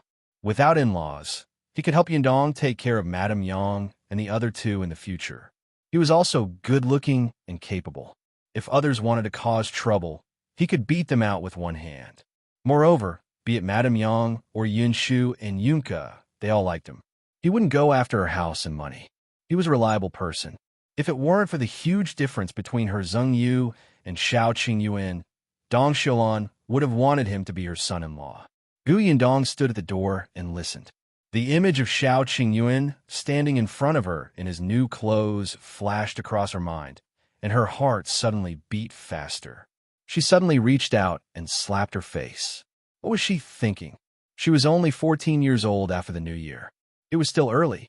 Gu Yundong did not look for Dong Xiulan. She turned around and left the Shao family. As soon as she reached the courtyard, she saw Shao Qingyuan. Gu Yundong thought of what Madame Dong and Zheng Hu had said and subconsciously glared at him. Shao Qingyuan was confused. Seeing her leave in a hurry, he quickly said, I promise I won't go hunting at night again. Gu Yundong staggered and almost fell. Who asked for your promise? She walked even faster and only heaved a sigh of relief when she reached the Zheng family's door. However, in the next moment, a soft cry suddenly came from behind. Hey! Gu Yundong was shocked. She turned around and saw a head sneakily sticking out from the haystack not far away and staring at her for a long time. Gu Yundong could not help but roll her eyes. She strode over. If you're looking for me, just come for me. Why are you sneaking around? Don't you think this is more eye-catching? Zhuangzi paused and thought that it made sense. He stood up straight and chuckled. You're looking for me at this time? Is there a situation?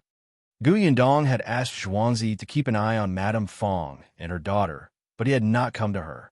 She did not expect him to come looking for her today.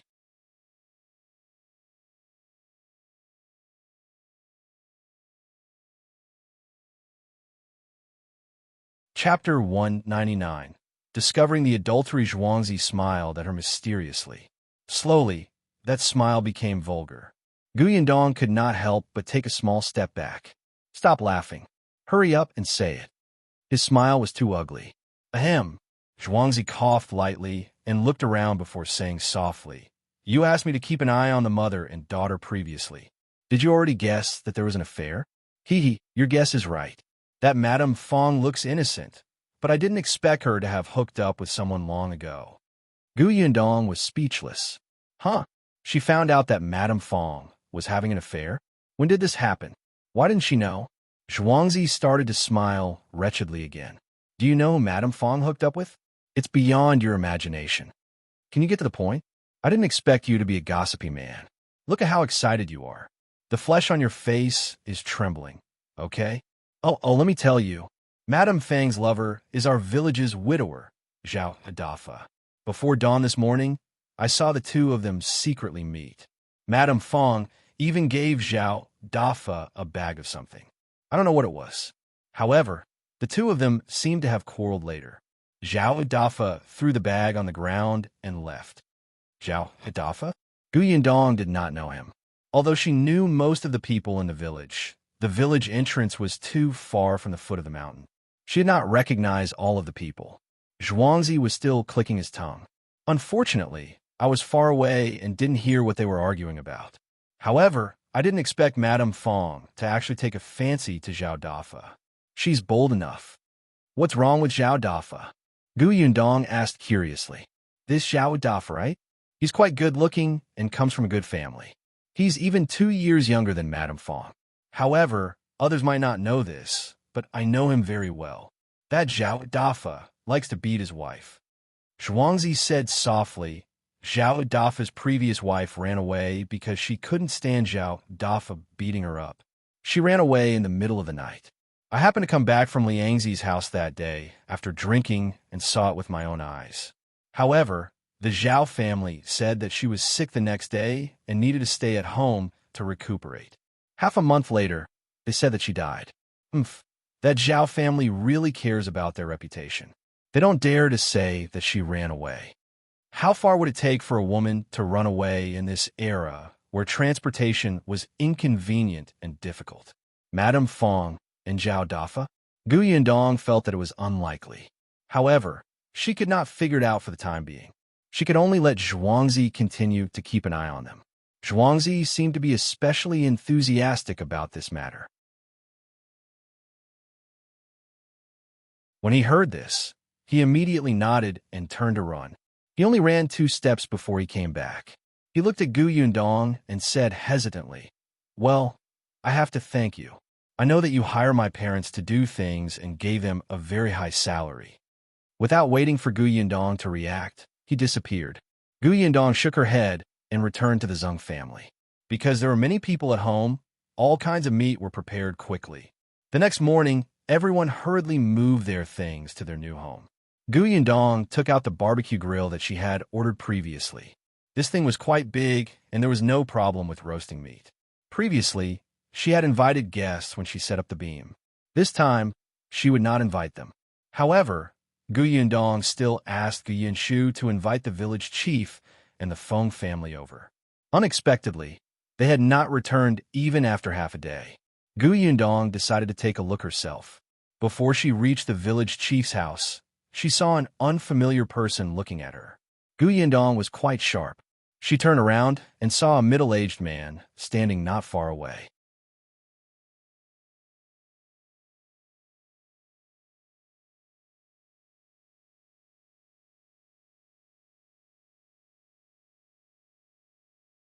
This meal of roasted meat lasted until the sky darkened before everyone dispersed reluctantly. The Tong family swiftly packed up their things. Yundong stood in the courtyard and looked at the new house. He smiled exceptionally happily. They could stay in the new house today. Not only her, but Madame Yang and the 2 little ones were also jumping around happily. They lay on the bed and could not fall asleep. It'll be good if we can find father. Yunshu sighed faintly. He was the one who missed Gu Dajiang the most.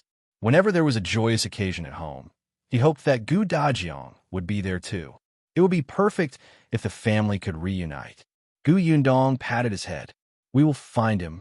After chatting for a while, Gu Yundong let the three of them sleep. Then, under Madame Yang's eager gaze, she decisively went to the room next door to sleep. She slept so comfortably in a new house that the entire family woke up late the next day. Gu Yundong sat up in a daze, vaguely thinking that she had forgotten something.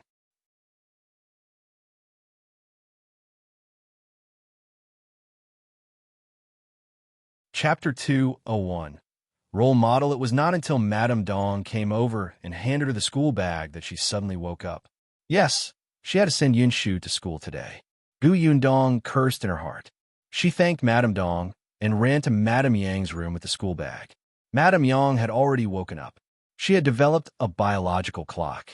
Although she slept especially comfortably today, she did not wake up much later. The two little ones were sleeping messily on the bed.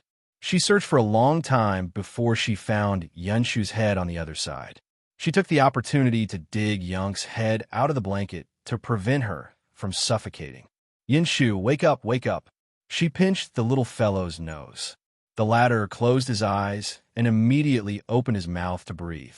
Gu Yundong, let's see how capable you are. She simply carried him out from under the blanket. Gu Yunshu shivered and woke up.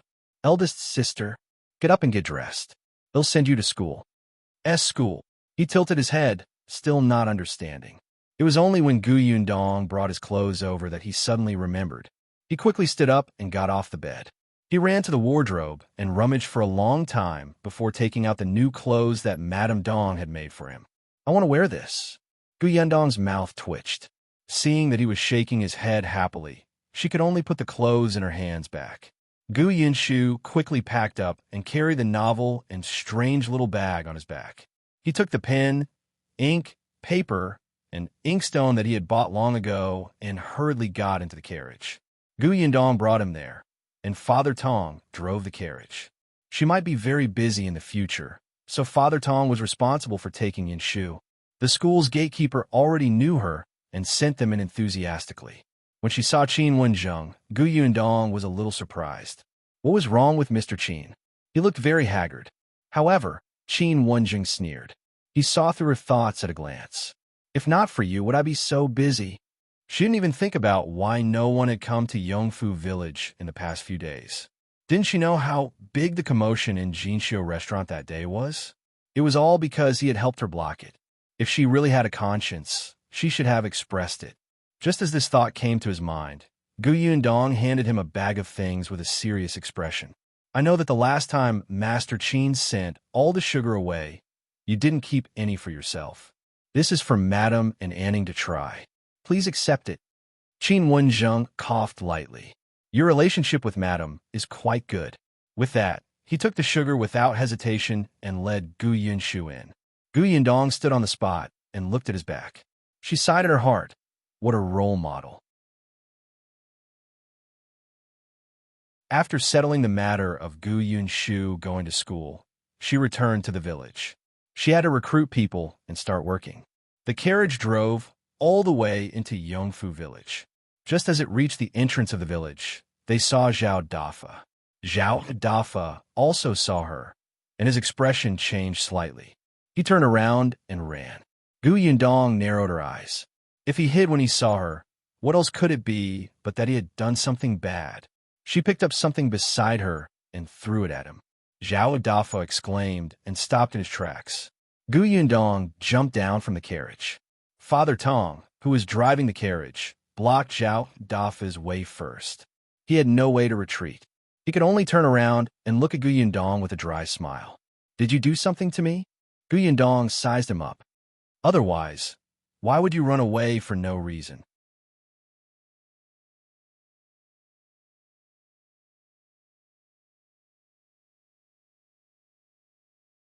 Chapter 202.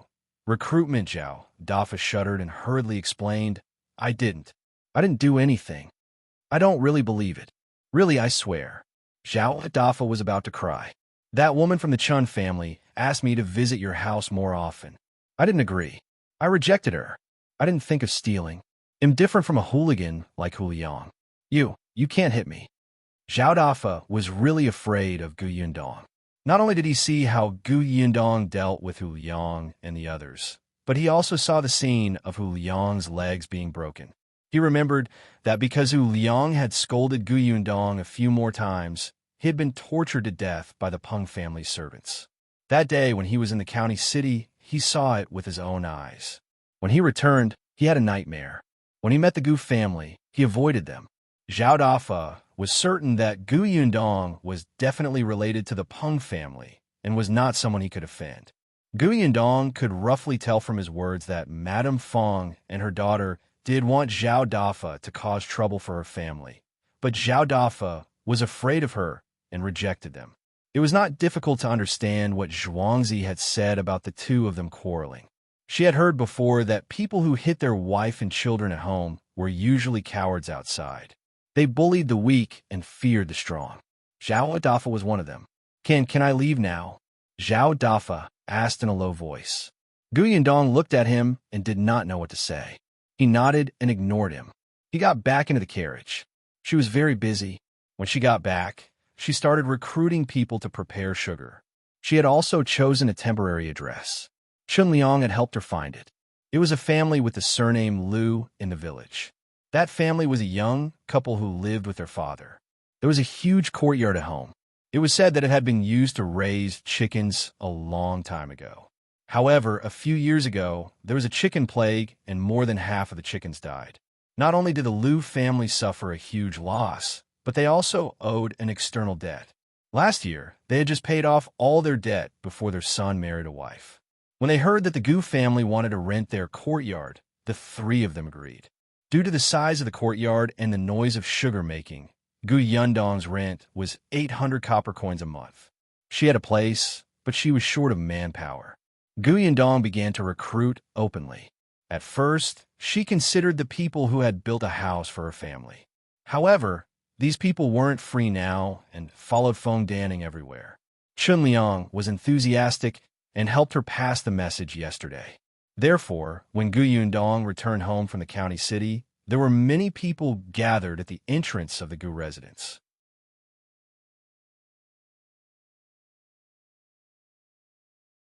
Not only were there people from the village, but there were also many people from the neighboring village. Upon seeing her return, all of them rushed forward and asked, "Yundong, is your family really going to hire someone to help with the work? How much is the salary? Yundong, are you really going to build a workshop? Yundong, what do you think of me? I'm very strong. I could do anything you want me to." Yundong. Gu Yundong was surrounded and almost pushed through the door. All of them were calling her so affectionately. They had clearly not spoken before. She coughed lightly and stood on the steps. "Everyone, listen to me. I do want to set up a sugar workshop, but the workshop can only be built after spring. At the moment, I can only borrow the Liu family's courtyard to use for the time being, so I won't hire many people. About 10 people will be enough. The salary will be set at 500 copper coins a month. If you do your job well, it will naturally be increased." 500 copper coins was a lot. Of course, the workers have to be diligent when I hire people, and, "Miss Gu, what do you think of me? I'm very efficient." Gu Yundong was interrupted before she could finish speaking. She frowned slightly and looked at the person who spoke. She did not recognize him. He did not seem to be from the village. However, Dong Xiaolin's expression instantly turned ugly when she saw this person.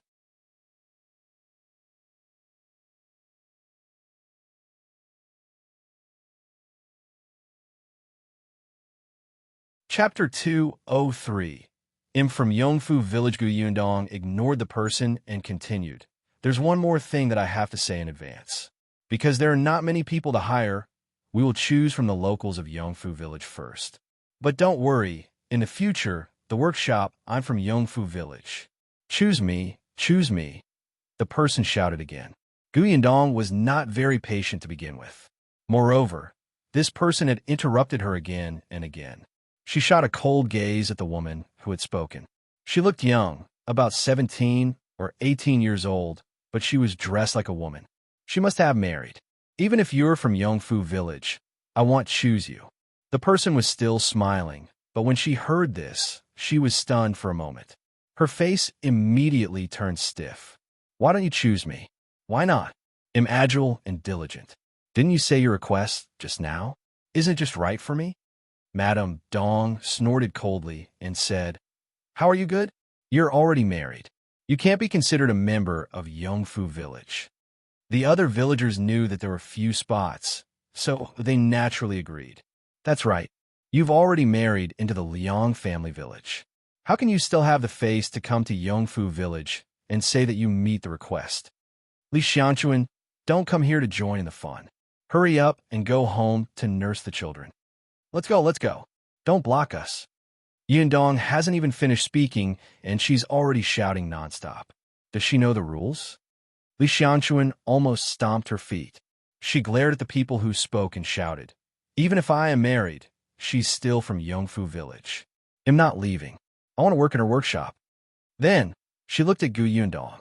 When will your workshop start working? It'll be the first to go. Gu Yundong was so angry that she laughed. So this woman was married. No wonder this woman thought she was easy to bully because she was young and thin-skinned. Didn't you hear what I said? I don't choose you. You can get lost now. Li Xianquan widened her eyes. Girl, how can you say that? Who are you telling to get lost? You're just a little girl who has just come to Yongfu village. Why are you so insensible? Gu Yundong completely lost his patience and said to Tong Shuitao, Throw her away. Tong Shuitao was already itching to give a try. One look at this woman and one would be displeased. She was the one who was insensible. When the young miss spoke, she would always interrupt her, and her voice was especially loud.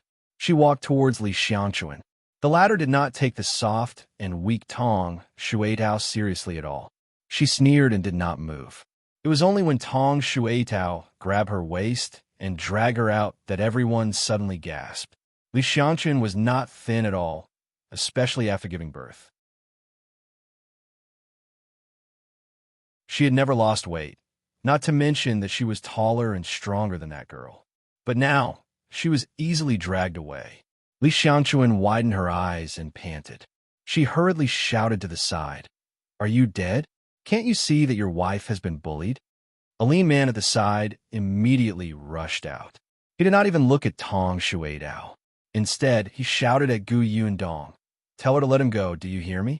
Otherwise what? A cold voice came from behind him.